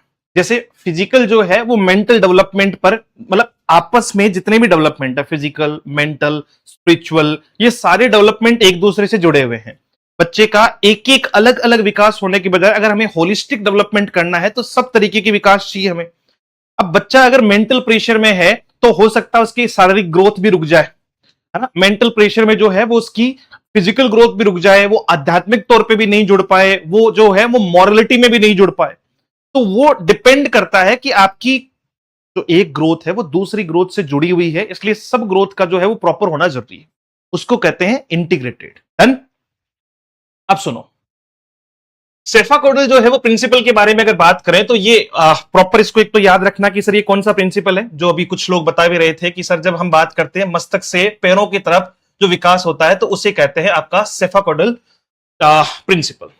जैसे सेफालो हेड को कहते हैं इसमें से, और ठीक आपका कोडल जो है वो टेल या फिट को कहते हैं। तो हेड से फिट या टेल की तरफ पहले सिर का नियंत्रण, जो हम लोगों ने देखा था कि बॉडी जो है वो क्या करेगी, सिर का नियंत्रण, फिर गर्दन, धड़, और उसके बाद में पूरी बॉडी को उठाने के लिए पैर आते हैं। भाई हमारा पूरा शरीर जो है वो कहां नियंत्रित होगा? अगर मान लीजिए किसी के, भगवान ना करे, किसी के पैर नहीं है या किसी के पैरों में समस्या है, तो फिर क्या वो इस मजबूती के साथ में खड़ा हो पाएगा? तो आप कहोगे कि नहीं सर, क्यों? क्योंकि जो सेफाकोडल डेवलपमेंट के बारे में हम बात कर रहे हैं तो वो किस तरीके से चल रहा है, वो प्रिंसिपल किस तरीके से चल रहा है, मस्तक से जो है वो पैरों की तरफ या टेल की तरफ चल रहा है। ठीक है, हाँ, सिरोमुखी। तो वो आपका क्या है, पहले सिर का नियंत्रण, फिर गर्दन, फिर धड़, और फिर आपका पैर। बच्चा पहले सिर संभालता है, फिर बैठता है, फिर आपका जो है वो चलना शुरू करता है। तो ये सारी चीजें एक प्रोसेस में चलती है। और लास्ट हम बात करेंगे किसके बारे में, आपका नौवां डेवलपमेंट जो आपका प्रोक्सीमोडिस्टल प्रोक्सीमोडिस्टल प्रिंसिपल पर काम करता है। और प्रोक्सीमोडिस्टल क्या होता है? प्रोक्सीमोडिस्टल निकट से दूर की ओर विकास। अब ये निकट से दूर की ओर विकास किसको कहते हैं? प्रोक्सिमो नियर को कहते हैं, और डिस्टल जो है वो फार को कहते हैं। यानी प्रोक्सीमोडिस्टल प्रोक्सीमोडिस्टल होता है विकास शरीर के केंद्र से बाहरी अंगों की ओर होता है। शरीर के केंद्र से बाहरी अंगों की ओर होने का मतलब क्या है कि पहले कंधा नियंत्रित होता है, फिर बांह, फिर आपका कलाई, और फिर आपका जो है वो उंगलियां। यानी कैसे चलता है, जैसे मान लीजिए कि ये ह्यूमन बॉडी है, ये आपकी जो है वो ह्यूमन बॉडी है, और इस ह्यूमन बॉडी का जो विकास है वो कैसा बताया गया है कि सर पहले कंधे नियंत्रित होंगे, उसके बाद आपकी जो है वो बांह नियंत्रित होगी, और उसके ठीक बाद में जो है वो कलाई नियंत्रित होगी। यानी शरीर के सेंट्रल पार्ट से बाहर की तरफ निकलता है ना, नियर से फार की तरफ। हाँ, ये भी कह सकते हैं हर्ट से हैंड और लेग्स। ठीक है, जैसे बच्चा पहले पूरी मुट्ठी पकड़ता है, फिर पेंसिल पकड़ना सीखता है, तो वही वाली बात है कि पहले जो है वो पूरी मुट्ठी और उसके बाद में पेंसिल पकड़ना सीखेगा, तो वो क्या कहलाएगा आपका अंदर से बाहर की तरफ, यानी नियर से जो है वो फार की तरफ, प्रोक्सीमोडिस्टल, है ना, प्रोक्सीमोडिस्टल। और ये दोनों के दोनों जो है वो पॉइंट्स ध्यान में रखना। ये जितने भी 9 पॉइंट है वो 9 के 9 पॉइंट हमें क्या बताते हैं, 9 के 9 पॉइंट बात करते हैं किसके बारे में, कि सर कौन कौन से, हाँ, सेंटर से एक्सटर्नल की तरफ कि किस प्रकार के डेवलपमेंट के बारे में हम बात कर रहे हैं जब हमें बच्चे का एक संपूर्ण विकास चाहिए। चाइल्ड डेवलपमेंट, बाल विकास की जो है वो अवधारणा आपके इन मूल 9 पॉइंट्स पर डिपेंड करती है। अधोगामी, ठीक है, डन। अब बात करेंगे कि सर इसकी कुछ स्टेज जो है वो बताई गई है, यानी सीखने का एक क्रम है। बाल विकास की अवधारणा कहती है कि जो सीखने का क्रम है वो एक उम्र के हिसाब से डिसाइड किया गया है। बाल विकास की अवधारणा क्या कहती है कि जो सीखने का क्रम है, जो लर्निंग का जो क्रम है, वो एक उम्र के हिसाब से डिसाइड किया गया कि इस टाइम पे ये, इस टाइम पे ये, इस टाइम पे ये, और इस टाइम पे ये, और उसमें टीचर का रोल क्या है। तो ऐसी कितनी अवस्थाएं हैं? ऐसी जो है वो 5 अवस्थाओं के बारे में हम बात कर रहे हैं। एक आपका प्रीनेटल स्टेज हो गया, दूसरा आपका इन्फेंसी हो गया, तीसरा अर्ली चाइल्डहुड, चौथा आपका लेट चाइल्डहुड, और पांचवा आपका अडोलसेंस। एक गर्भावस्था, एक शेषावस्था, तीसरी आपकी प्रारंभिक बाल्यावस्था, उसके बाद में उत्तर यानी आपका जब वो खत्म हो रही है बाद की बाल्यावस्था, और फिर शुरुआती जो है वो किशोरावस्था। तो ये 5 जो है वो अलग अलग आपकी क्या है, बाल विकास की प्रमुख अवस्थाएं हैं जिसमें बच्चे के विकास पे बातचीत की गई है। तो बताओ, पढ़ें इसको या फिलहाल एक बार इतना पढ़ के जो है वो कल पढ़ना शुरू करें, एज यू विश, या फिर अगले 10 से 15 मिनट में इसको और करवा लेते हैं। 5 पॉइंट्स ही तो है, करवा ही देते हैं। ठीक, तो देखो कितनी अवस्थाएं हैं। हम बात कर रहे हैं कि सर बाल विकास में जो बाल विकास की अवधारणा है उसमें बच्चे को 5 अलग अलग अवस्थाओं में बांटकर उसके विकास के बारे में बात की गई है। एक प्रीनेटल स्टेज है, यानी आपका जब बात कर रहे हैं हम किसमें, गर्भावस्था के बारे में, उसके बाद में इन्फेंसी, जहां से इन्फेंट बनेगा, शिशुअवस्था, उसके बाद में अर्ली चाइल्डहुड जो प्रारंभिक बाल्यावस्था है, उसके बाद लेट चाइल्डहुड जो उत्तर बाल्यावस्था है, और लास्ट आपका जो है वो अडोलसेंस जो किशोरावस्था है। इनका एक एज ग्रुप आपका दिया हुआ है जब आप चाइल्ड को कंसीव करते हैं, कंसेप्शन से लेकर जो है वो बर्थ तक का समय, यानी गर्भ में जब बच्चा है वहां से लेकर जन्म तक का समय। उसके बाद से बर्थ से लेकर 2 इयर्स तक का टाइम आपका क्या कहलाता है? इन्फेंसी। 2 से 6 का जो समय है वो आपका क्या कहलाएगा? Early childhood. 6 से 12 का जो समय है वो आपका लेट चाइल्डहुड, और 12 से 18 का जो समय है वो आपका अडोलसेंस, और फिर ये बढ़ता जाएगा। ठीक है, तो पांचों अवस्थाओं के बारे में हम बात करेंगे, और ये 5 मूल अवस्थाएं हैं। वैसे कुछ अलग अलग जो है वो साइकोलॉजिस्ट ने या कुछ अलग अलग लोगों ने इस पर थोड़ी चर्चाओं में, मतलब ये एज में जो है वो डिफरेंस दिखाया, बट ये प्रोमिनेंट या मूल जो है वो अवस्थाएं हैं। 5 अवस्था कौन कौन सी? प्रीनेटल स्टेज जो बच्चे के जन्म तक होती है, बच्चे के जन्म से 2 साल तक वो इन्फेंसी, 2 से 6 में जो है वो अर्ली चाइल्डहुड, 6 से 12 में लेट चाइल्डहुड, और उसके बाद में आपका जो है वो अडोलसेंस। इन पांचों को एक बार अपन पढ़ लेते हैं, और इसमें साथ साथ में टीचर का योगदान क्या है। अब जो प्रीनेटल स्टेज है उसमें टीचर का योगदान कैसे हो सकता है, आप बताओ। देखिए, आप जो है वो प्रीनेटल स्टेज में, गर्भावस्था में जो है वो एक शिक्षक क्या काम कर सकता है? आप एक शिक्षक हैं, ठीक है। किसी भी महिला की जो गर्भावस्था है उसमें हम किस तरीके से मदद कर सकते हैं, किस तरीके से जो है वो बच्चे के विकास में सहायक बन सकते हैं, ये बताओ। चलो, बच्चे के विकास में किस तरीके से जो है वो सहायक बन सकते हैं? करवा देंगे। Next.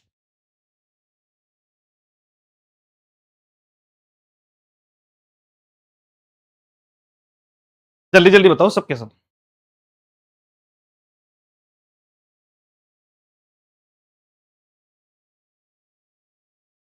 Go for that.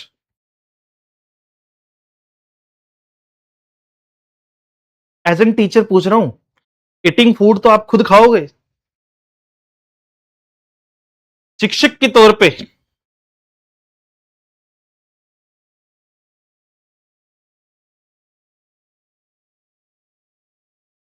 Good job. कि सर टीचर का कोई, ठीक है, डायरेक्ट इन्वॉल्वमेंट तो उसमें नहीं हो सकता है, शिक्षक का कोई डायरेक्ट इन्वॉल्वमेंट उसमें नहीं हो सकता है।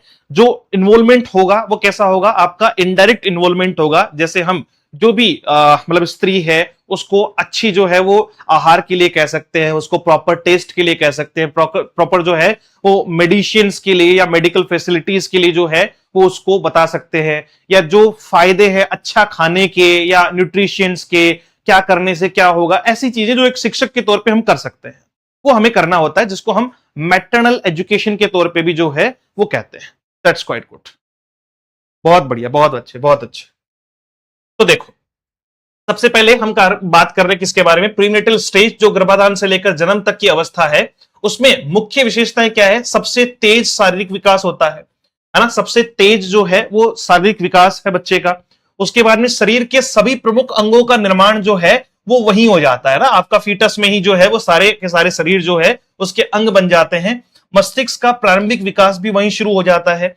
वंशानुक्रम, अगर आप में कोई हेरिडिटी आनी है, यानी अगर आप में कोई, मान लीजिए आपका अनुवांशिकता का कोई गुण आना है, तो वो वहीं गर्भावस्था में ही आएगा। माता के स्वास्थ्य एवं पोषण का प्रभाव भी जो है वो यही होना है। तो ये सबसे पहले स्टेज के बारे में अपन बात कर रहे हैं, जिसमें टीचर का जो रोल है वो क्या है? शिक्षक की भूमिका प्रत्यक्ष नहीं होती है, लेकिन स्वस्थ मातृत्व एवं प्रारंभिक बाल देखभाल के प्रति आप जो है वो उसे जागरूक कर सकते हैं, न्यूट्रिशन से लेकर जो है वो मेडिसिन तक।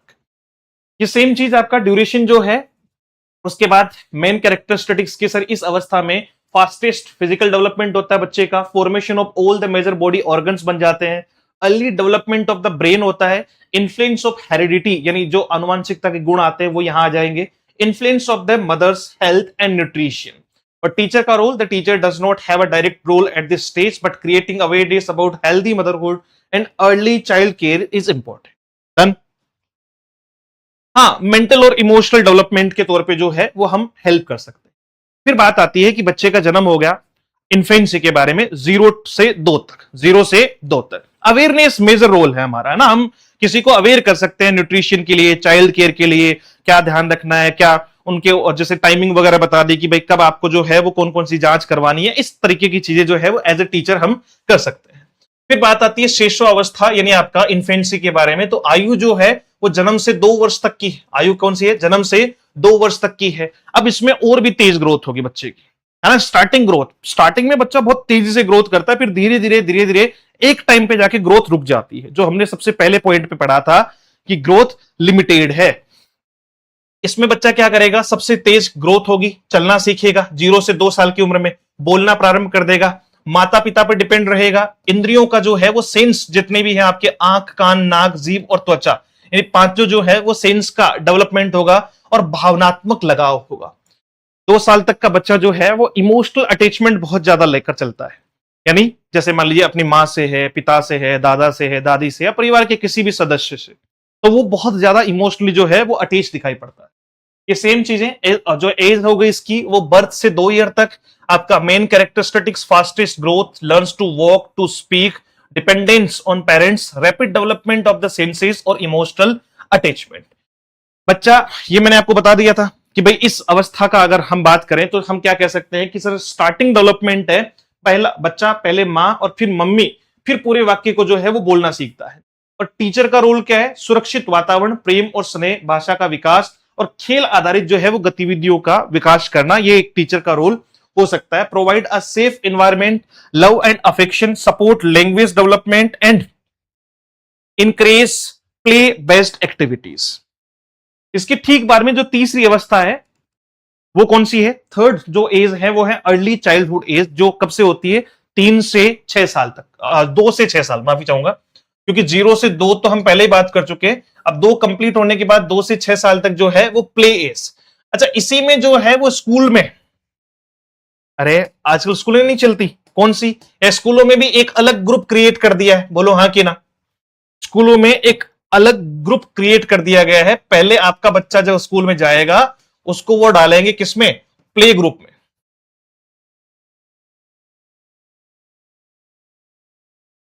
किसमें डालेंगे? सबसे पहले जो है वो प्ले ग्रुप होगा। प्ले ग्रुप के बाद में वो नर्सरी में आएगा, ऐसा ही कुछ है।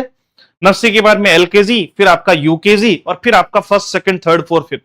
यानी फर्स्ट क्लास में आने से पहले ही जो है वो आपका प्ले ग्रुप में भी रहेगा, फिर वो आपका जो है वो नर्सरी में आएगा, फिर वो आपका एलकेजी में, फिर आपका यूकेजी में। तो 4 साल यानी 4 से 5 साल का जो डेवलपमेंट है वो यही कंप्लीट करवा दिया जाता है। 2 से 6 वर्ष तक का जो समय है उसको प्ले एज कहते हैं। इस समय बच्चे को आप मानसिक तनाव ना दे तो ही बेहतर है, मानसिक तनाव ना दे तो ही बेहतर है, बाहरी दुनिया से कंपैरिजन ना ही करें तो ज्यादा बेहतर है। जो एक एग्जैक्ट प्रक्रिया है, जो एक एग्जैक्ट प्रक्रिया है। बाकी तो पेरेंट्स जो है, मैं अब थोड़ा सा शुद्ध भाषा में या थोड़ा सा कड़वी भाषा में कहूंगा, आजकल के पेरेंट्स में जनरली एक तरफ तो वो हो गया कि भाई हमारा बच्चा दूसरों के बच्चों से आगे जाना चाहिए, इसलिए बच्चे को मतलब 3, 3.5, 4 साल का बच्चा है, अभी तो मतलब उगा है, स्टार्ट हुआ है, उसको 4 बजे 5 बजे मतलब 5, 5:30 बजे उसको उठा रही है मम्मी जो है वो पकड़ पकड़ के, बेटा उठ, स्कूल का टाइम हो गया, स्कूल का टाइम हो गया। मेजर जो एस्पेक्ट हम समाज में देखते हैं, एक तो हम ये तय करते हैं कि भाई हमारा बच्चा दूसरों से पीछे नहीं रह जाए, इसलिए भी ये जो है वो प्रयास करते हैं। और फिर कुछ पेरेंट्स जनरली ऐसा भी चाहते हैं कि भाई उन पर पूरे दिन जो है वो बच्चे का भार नहीं रहे। ये थोड़ा ज्यादा कड़वा है लेकिन ये सच्चाई भी है। माताएं चाहती है कि भाई बच्चा स्कूल चला जाएगा तो कम से कम 5-6 घंटे तो जो है वो स्कूल वालों का मतलब जी खाएगा, उनकी जान खाएगा, मैं आराम से बैठ के रील जो है वो बना पाऊंगी या बना पाऊंगा। ऐसी भी कुछ भावनाएं जो मैं उस समाज के बारे में बात कर रहा हूं जो मैं देखता हूं। यानी मैं जितने भी एग्जाम्पल आपको दूंगा वो मेरे ही किसी सामाजिक जो है वो एस्पेक्ट से लिए हुए होंगे, जैसे मैंने अपने पारिवारिक तौर पे कुछ लोगों को ऐसे देखा होगा, है ना। तो ये हम जनरली करते हैं, जबकि सही तरीका ये है कि वो प्ले ग्रुप है, उस समय बच्चे को जो है वो बहुत ज्यादा बर्डन ना दे के हम खेल खेल में बच्चे को कुछ सिखा सकते हैं। एक्टिविटी बेस्ड जो होता है वो सारी चीजें कर सकते हैं।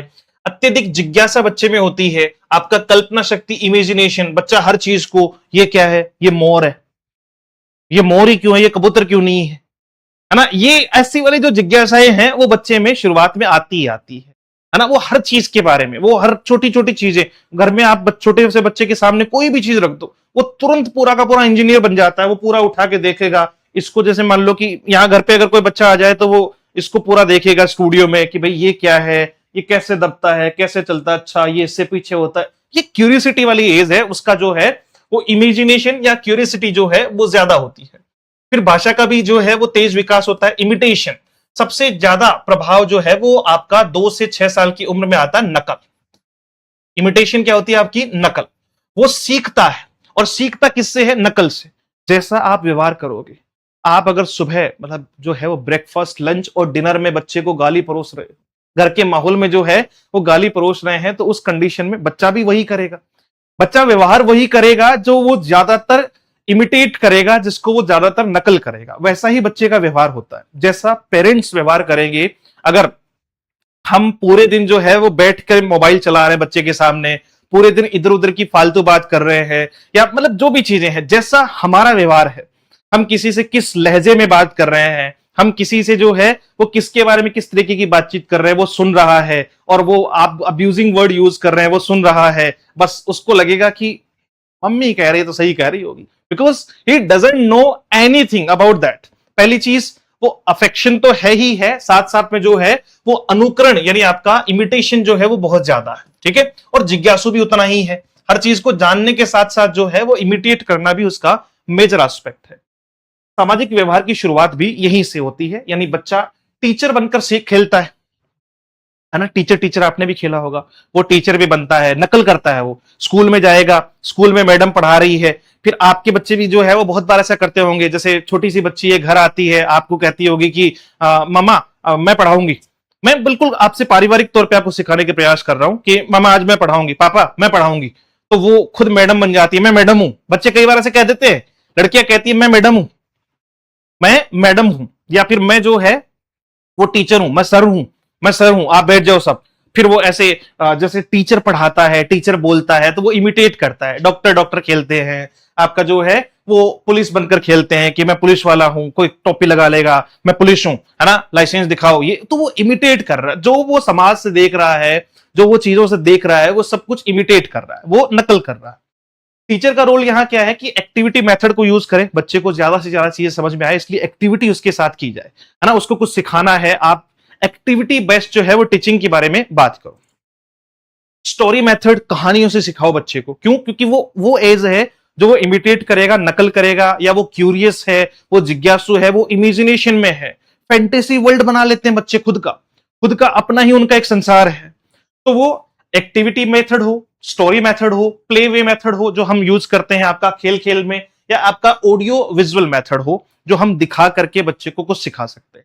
तो जनरली इन मेथड्स का यूज हम आपके थर्ड स्टेज यानी आपका अर्ली चाइल्डहुड स्टेज में करते हैं, ताकि बच्चा और इंगेज हो और बेहतर सीख सके। उसके बारे में 2 पोर्शन और हैं, ये वही चीजें हैं, हिंदी और इंग्लिश दोनों में बताता चल रहा हूं। इसके मेन कैरेक्टरिस्टिक्स हो जाएंगे आपका लर्निंग थ्रू प्ले, खेल खेल में सीखना। क्यूरियोसिटी का लेवल जो है वो बच्चे का हाई होता है, इमेजिनेटिव होता है बच्चा।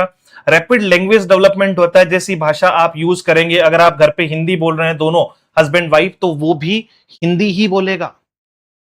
अगर आप अपनी लोकल लैंग्वेज यूज कर रहे हैं तो वो लोकल ही बोलेगा। वो तो भाषा का प्रभाव है, वो जैसा आप सिखाएंगे वैसा ही सीखेगा। फिर इमिटेशन यानी आपका नकल, उसके बाद में आपका बिगिनिंग ऑफ सोशल बिहेवियर, सामाजिक बिहेवियर।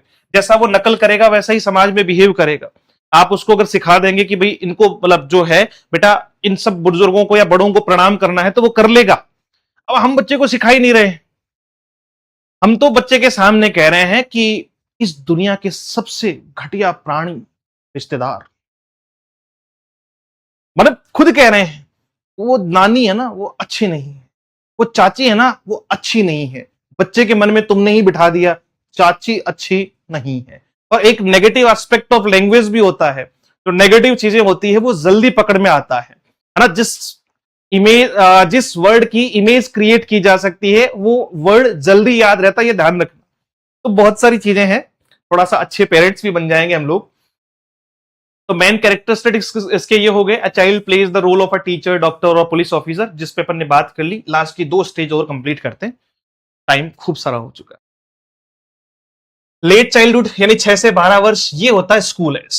अब हम भेज देते हैं बच्चे को, 2.5 साल का बच्चा, और 2.5 किलो, 2.5 तो बहुत ज्यादा मतलब कम कर दिया है। खेल विधि जो है वो प्रोवेल की है, अरे बहुत सारा है, वो धीरे धीरे अपन पढ़ेंगे कि साहब कौन सी विधि कहां से आई है, किंडरगार्टन जो है वो किसने दिया है, या खेल विधि किसने दी है, टाइमली हम इन चीजों को सीखेंगे डेफिनेटली। एक आता है स्कूल एज। अब 2.5 साल के बच्चे को जो है वो 10 किलो का वेग पकड़ा के हम भेज दे रहे हैं, जबकि सही स्टेज ऑफ स्कूल जो है वो 6 से 12 साल की, यानी 6 साल का बच्चा हो तो फिर उसको स्कूल में एडमिशन देना चाहिए। लेकिन आजकल जनरली जल्दी कर देते हैं पेरेंट्स। क्यों? क्योंकि यहां से अब उसके क्वेश्चन शुरू हो जाएंगे, वो लॉजिकल ज्यादा सोचेगा, है ना, क्वेश्चन मार्क ज्यादा लगाएगा चीजों पे। उसको यहां से सीखने को क्या मिलता है? समूह में कार्य करना, यानी आपका जो है वो ग्रुप वर्क उसको समझ में आता है। और वो कहां मिलेगा? उसको स्कूल में मिलेगा। स्कूल में 4 दोस्त बनेंगे, 4 अलग अलग जो है वो विचारधाराओं के, जाति के, समाज के, या 4 अलग अलग प्रकार के जो है वो दोस्त बनेंगे। चारों के साथ बैठ के वो खाना खाएगा, टिफिन शेयर करना सीखेगा, है ना, उनके साथ बातचीत करेगा। वो आपको आके बताएगा he is my best friend, है ना, वो मेरा सबसे अच्छा दोस्त है, वो उसने आज ऐसा कर दिया, उसने ये कर दिया, वो ये सारा जो समूह है वो यहां से। क्यों? क्योंकि वो लॉजिकल थिंकिंग पे काम करना शुरू कर रहा है, समूह में कार्य कर रहा है, नियमों का पालन कर रहा है। अब वो स्कूल टाइम पे आप जब उसको तैयार करोगे, वहां टीचर कह रहा है कि भैया मैं जो है वो नेल्स चेक करूंगा, तो वो घर पे आके आपको कह रहा है कि मेरे नेल्स काट दो। कल सर चेक करेंगे, मेरे बाल बढ़ गए सर ने कहा है, तो आप बाल कटवा के लाओगे। सर ने कहा है कि एक नोटबुक और चाहिए, आप उसको नोटबुक दिलाओगे। तो ये सब क्या है कि अब वो धीरे धीरे लॉजिकल हो चुका है ना। अब उसको नकल नहीं कर रहा है वो, अब वो लॉजिकल जो है वो बातचीत पर ध्यान दे रहा है। जो नियम बनाए हुए हैं, जो नियमों को फॉलो करने के लिए कहा जा रहा है, अब वो उसके बारे में चर्चा कर रहा है। फिर बात आती है रीडिंग और राइटिंग, और साथ साथ में जो है वो आपका अर्थमेटिक, यानी वो अब धीरे धीरे लिखना सीख रहा है, पढ़ना सीख रहा है, और साथ साथ में जो है वो गणितीय क्रियाएं भी जो है वो देख रहा है। साथ में मित्रों का प्रभाव, मैंने बताया आपको, दोस्तों का प्रभाव पड़ता है, और अचीवमेंट और मोटिवेशन उसके लिए बहुत जरूरी है ना। अगर बच्चा क्लास में, जैसे मैं अपना एग्जाम्पल दे देता हूं, हमारे घर में जो भी हमारे बच्चे हैं, जो भांजे भांजी है मेरे स्पेशली, जैसे ही रिजल्ट आएगा, आज टेस्ट भी हुआ, यूनिट टेस्ट भी हुआ है, तो वो मेरा वेट कर रहे होते हैं कि मेरी लास्ट क्लास अगर मान लीजिए 8 बजे खत्म होती है, घर वालों को सबको पता है कि 8 बजे फ्री हो जाएंगे। 8 बजे मैं जैसे ही रखता हूं, 8:15 बजे फोन आ जाता है। छोटा सा बच्चा है, लेकिन वो ऐसे बताएगा, मामा जी आज मैंने टेस्ट दिया और मेरे टेस्ट में इतने मार्क्स आए। वो उसके लिए अचीवमेंट है, मेरे लिए तो वो कोई बहुत मतलब नॉर्मल सी चीज है, बट मैं उसकी अचीवमेंट में और उसको जो है वो बूस्ट कर लेता हूं। अरे वाह क्या बात है, वाह वाह वाह यार, कितनी पढ़ाई की होगी तूने, ये वो। उसको ऐसा लगता है कि साहब मेरे को और मोटिवेट कर दिया, मैंने तो पता नहीं क्या ही हासिल कर लिया है। जबकि मुझे पता है कि या तो उसने थोड़ी बहुत तो इधर उधर चीटिंग कर ली होगी, या टीचर ने बता दिया होगा। भाई दूसरी क्लास पहली क्लास के बच्चे के 100 में से 100 नंबर आना, मतलब वो हमें भी पता है कि क्या चल रहा है, लेकिन वो उसके लिए जो है वो मोटिवेशन है, वो उसके लिए क्या है, एक तरीके से अचीवमेंट है। ठीक वैसे ही अब बच्चा केवल खेलना नहीं सीखता, बल्कि प्रतियोगिता करना चाहता है। उसकी इच्छा होती है कि साहब वो क्लास में फर्स्ट आए, वो क्लास में जो है वो फर्स्ट आए, क्लास में जो है वो टॉप करे, वो स्पोर्ट्स में फर्स्ट आए, सिंगिंग में भी कंपटीशन में भी भाग ले, सिंगिंग में भी भाग ले। ये सारी चीजें जो है वो बच्चे में शुरू होती है उनकी 4th स्टेज, यानी लेट चाइल्डहुड, जो स्कूल एज कहलाती है। ठीक है। ग्रुप डिस्कशन, टीचर का काम क्या है कि एक तो ग्रुप डिस्कशन कराओ, ताकि बच्चा जो है वो ज्यादा व्यवहारिक हो सके। कोऑपरेटिव जो है वो लर्निंग होनी चाहिए, बच्चा कुछ सीखना चाह रहा है, बच्चा कुछ नई जो है वो क्यूरियोसिटी लेकर आया है, उसको कोऑपरेट करो। आपका प्रोजेक्ट मेथड, बच्चों को प्रोजेक्ट दो कि बेटा ये, जैसे देते हैं ना स्कूल वाले, प्रोजेक्ट देते हैं कि आपको ये करके लाना है, ये इस पे आज ये वसंत पंचमी है, सबको येलो कलर की ड्रेस पहननी है, और आपको ऐसा ऐसा जो है वो एक गमला तैयार करके लाना है जिसमें येलो कलर के फूल हो।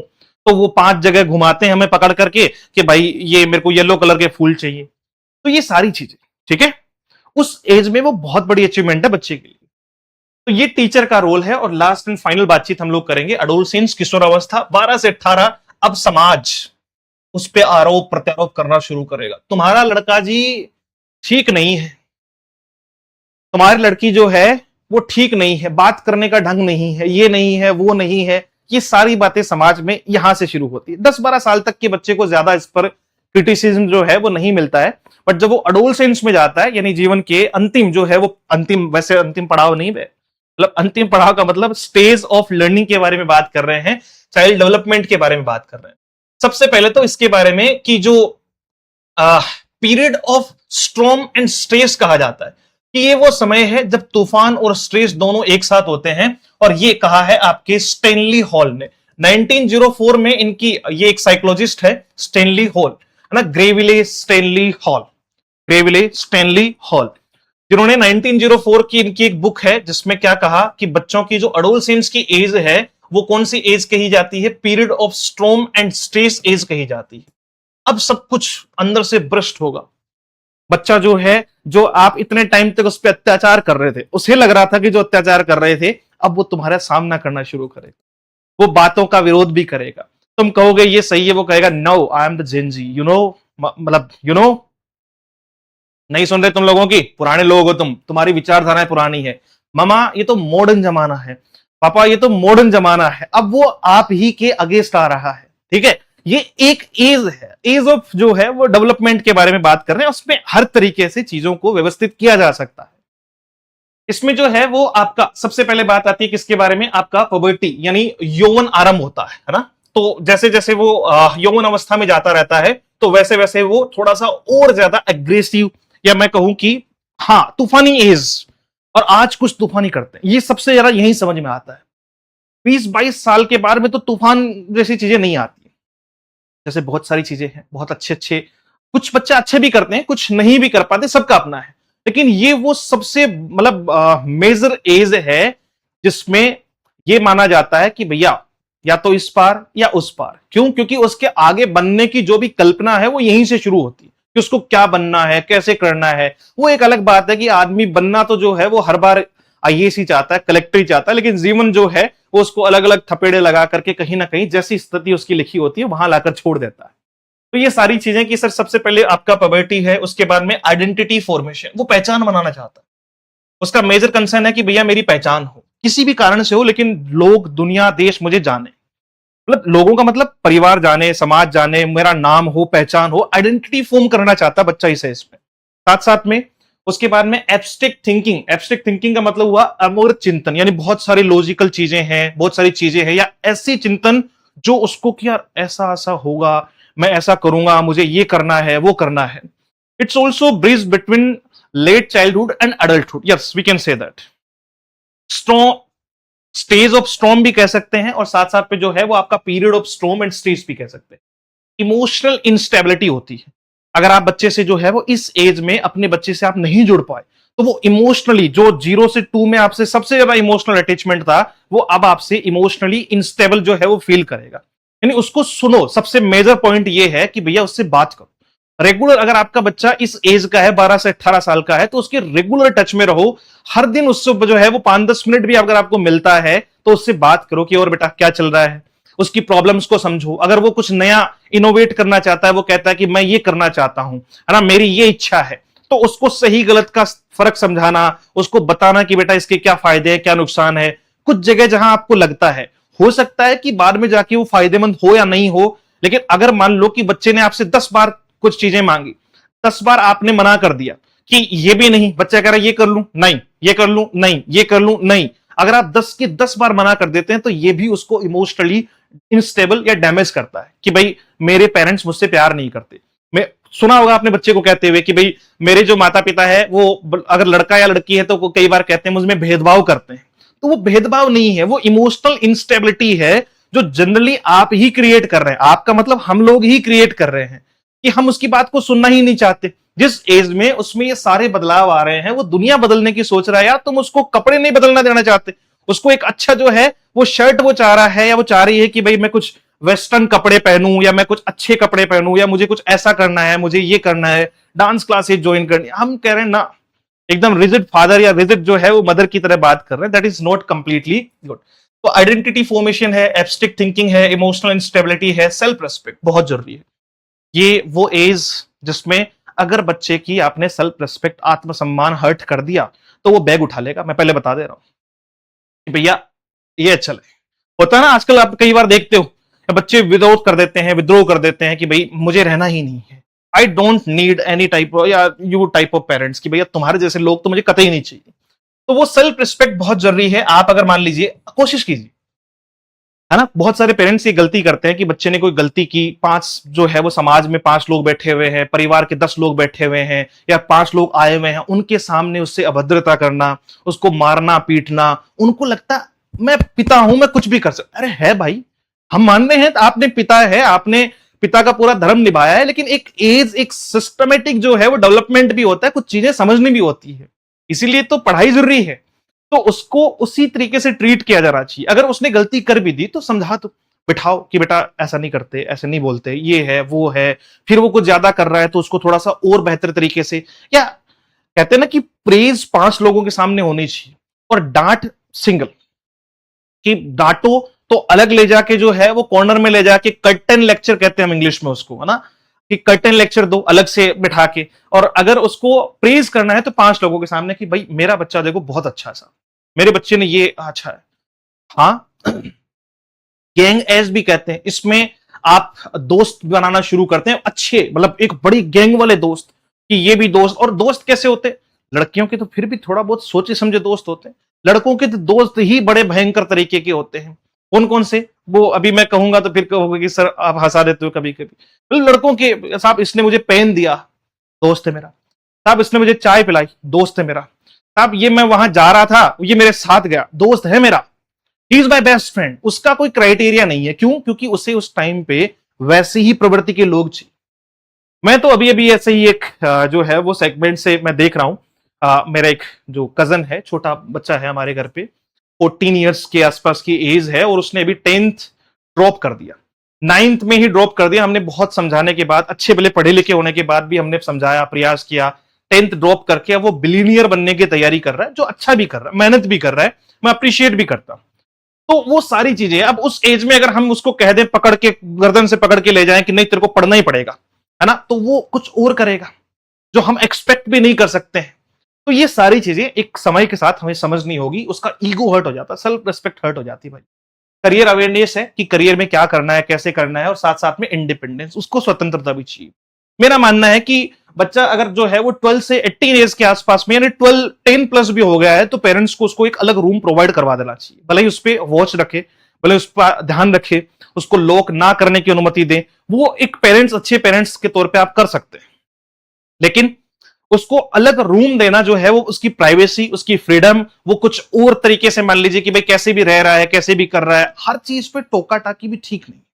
बाल कैसे बना रखे हैं, 2 गाली दे दी, या उसको मार लिया, पीट लिया, खा कैसे रहा है, लेफ्ट से क्यों नहीं, राइट से क्यों नहीं, ये वो, इधर से कैसे निकला, कैसे चल रहा है, कैसे पैर उठा। तुम मतलब भगवान बन जाओ ना फिर। तुम तो सारी चीजें तुम ही डिसाइड कर लो कि वो जिएगा कैसे, थोड़ा तो उसको फ्रीडम दो। तो ये सारी चीजें जो है वो आपकी जरूरी है, किसमें, एडोलसेंस की एज में। अब इससे ज्यादा मैं नहीं बता पाऊंगा। और टीचर क्या करेगा भैया, यदि टीचर सभी के सामने किसी विद्यार्थी का मजाक उड़ाए तो उसका सेल्फ एस्टीम जो है वो प्रभावित हो सकता है, ईगो हर्ट हो सकता है। आजकल के बच्चे तो भैया कूट लेते हैं, मैं बता दे रहा हूं, मत कर लेना कभी। वो सीधा खड़ा होकर यही बोलेगा बाहर मिल, यहां तो ठीक है कोई बात नहीं देख लेंगे, तुम 4 लोग बाहर आओ, मतलब बाहर आओ, बाहर फिर बनाते हैं तुम्हें मास्टर साहब, शाम को उधर ही तो जाते हो तुम। तो टीचर क्या कर सकता है, काउंसलर का रोल निभा सकता है कि भाई बच्चे अगर मान लीजिए इस एज में कोई झगड़ा वगैरह कर रहे हैं, बैठ के बात कर ली उनसे, गाइड के तौर पे, मोटिवेटर के तौर पे, आपका करियर मेंटर के तौर पे, या इमोशनल सपोर्ट उनको कर सकता है कि कोई बात नहीं बेटा, आई एम हियर, मैं हूं ना, है ना, क्या बताओ क्या दिक्कत है तुम्हें, तो कि सर मुझे ये दिक्कत है, ठीक है अपन सोल्व करेंगे। मम्मी पापा से बात मैं करूं, भले ही मत करो, एक बार उसको वो इमोशनल सपोर्ट देना बहुत जरूरी है।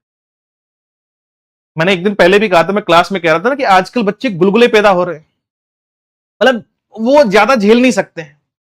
8-10 साल के बच्चे का ईगो इतना हर्ट हो जाता है कि वो जीवन भर उस व्यक्ति से बात ही नहीं कर रहा है।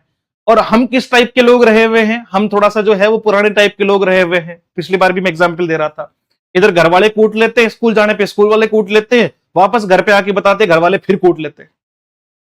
तो ये चलता रहता है, लेकिन समय के साथ बदलाव बहुत जरूरी है, और शिक्षा इसीलिए बहुत ज्यादा जरूरी है। धन्यवाद कि आप लोगों ने इतने लंबे समय तक लगातार बने होकर इसको पढ़ा है। अगर आपको कोई क्वेश्चन है तो आप मुझसे पूछ सकते हैं, अदरवाइज हम अगली क्लास में बात करेंगे इसके बाद की जो है वो कैरेक्टरिस्टिक्स को लेकर कि भैया चाइल्ड डेवलपमेंट के क्या क्या जो है वो कैरेक्टरिस्टिक्स है, क्या क्या विशेषताएं हैं। तो हमने एज के बारे में बात की, प्रिंसिपल के बारे में बात की, ग्रोथ और डेवलपमेंट के बारे में बात की। इससे पहले हम एजुकेशनल साइकोलॉजी क्या है, मॉडर्न साइकोलॉजी क्या है, बिहेवियरल का जो है वो साइकोलॉजी क्या है, माइंड साइकोलॉजी क्या है, इन सब के ऊपर चर्चा कर चुके हैं। See you tomorrow in the next session. Any question? I hope you enjoyed the session. मैं ऐसी चीजों पे थोड़ा जनरली लंबा टाइम ले लेता हूं कि 2 चीजें इससे साध सकते हैं हम। एक तो पढ़ाई तो होती ही है, साथ साथ में देखो हमने क्या कहा था, नॉलेज कौन सा, नॉलेज वो नहीं जो सिर्फ आपकी परीक्षा में काम आए, नॉलेज वो होना चाहिए जो आपके जीवन में भी काम आए। शिक्षा तो वही है, सिर्फ किताबों तक सीमित नहीं रहना, उसको रियल लाइफ में, क्योंकि आप भी एक अच्छे पेरेंट्स भी बनेंगे, आप एक अच्छे पेरेंट्स हैं भी, बहुत सारे लोग तो ऑलरेडी जो है वो पेरेंट्स हैं। हाँ जी भैया, यूनिट फर्स्ट अभी नहीं करवाएंगे, सुन लो, जिन्होंने ये कहा कि साहब क्या यूनिट फर्स्ट आप दोबारा करवाओगे, अभी फिलहाल तो नहीं करवाएंगे, पहले यूनिट जो जितनी भी है वो पूरी होगी, फिर रिवीजन के टाइम पे मोस्ट पॉसिबल चांसेस है कि हम दोबारा पढ़ा दें, मोस्ट पॉसिबल।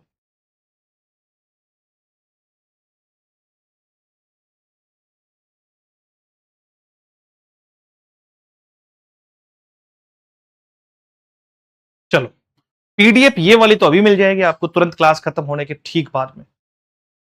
जीके की क्लास हम स्टार्ट करेंगे कुछ ही समय में, मतलब मैं सोच रहा हूं कि सितंबर से इसको स्टार्ट कर दे, 5 सितंबर से।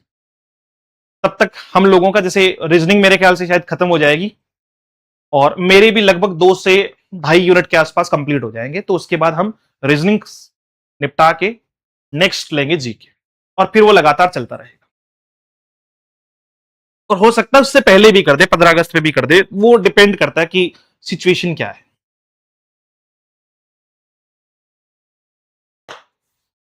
क्योंकि ये जो जीके वाली डिमांड है ना, वो तो सिर्फ फर्स्ट पेपर वाले कर रहे हैं, जो जिन्होंने दोनों दोनों पेपर ले रखे हैं वो लोग तो वैसे ही परेशान है कि साहब ऑलरेडी जो है वो 5-6 घंटे क्लास चलती है। चलो, मिलते हैं फिर एक और नए सेशन में, सबको मिल जाएगी पीडीएफ। ऊपर रिकॉर्डेड के सेक्शन में जाओ, वहां ऊपर एक तो वीडियो लिखा हुआ हाउ टू यूज एप्लीकेशन, दूसरा है आपका हाउ टू फाइंड और डाउनलोड अ पीडीएफ करके एक सेगमेंट डाल रखा है, पहले वो देख लो ईमानदारी से। अलग अलग बच्चे को किसी को नहीं बता पाएंगे कि भैया तुम्हें वीडियो या तुम्हें पीडीएफ कैसे डाउनलोड करनी है, स्पीड कैसे बढ़ानी है, कम कैसे करनी है, ये सबको अलग करना पड़ेगा, अपने अकॉर्डिंग कर लो, सबको डाल के दिया हुआ है। कम डाटा पर लाइव क्लास इसलिए ऐसे देख सकते हैं कि आप उसकी क्वालिटी है ना, वीडियो क्वालिटी, वो 720 की बजाय उसको 360 कर लो या उससे भी कम कर लो, हो जाएगी। एक सेटिंग का ऑप्शन आता है ऐसे करके, उस पर दबाओगे तो वो आपको क्वालिटी का और स्पीड का ऑप्शन देता है। कब स्पीड का ऑप्शन तो तभी ओपन होता है जब क्लास लाइव ना हो, ऐसा थोड़ी है कि आप मेरे को लाइव में भगा दोगे आगे।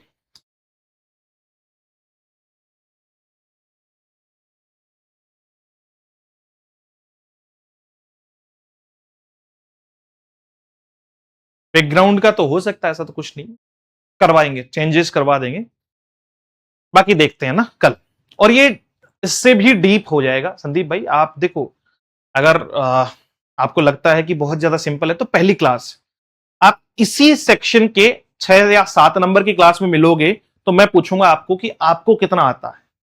ये जब स्टार्ट होता है, कोई भी टॉपिक स्टार्ट होता है तो वो बेसिक से स्टार्ट होता है। अब मैं डे 1 मान लो आपको पीछे ले चलूं, जहां से एंडिंग हो रही है वहां पे बताऊं, या आपको क्वेश्चन सोल्व करवाना शुरू कर दूं। अब की बार फिर ये करेंगे कि अगर आपको डिफिकल्टी लेवल जानना है तो पहले दिन क्वेश्चन करवाएंगे, फिर वो सब कुछ डिफिकल्ट लगेगा, और जब हम सब कुछ पढ़ लेते हैं तो फिर अपने आप सब कुछ आसान हो जाता है। वाइट भी करवाएंगे, कोशिश करते हैं इस पे भी। तो thank you so much, have a great day.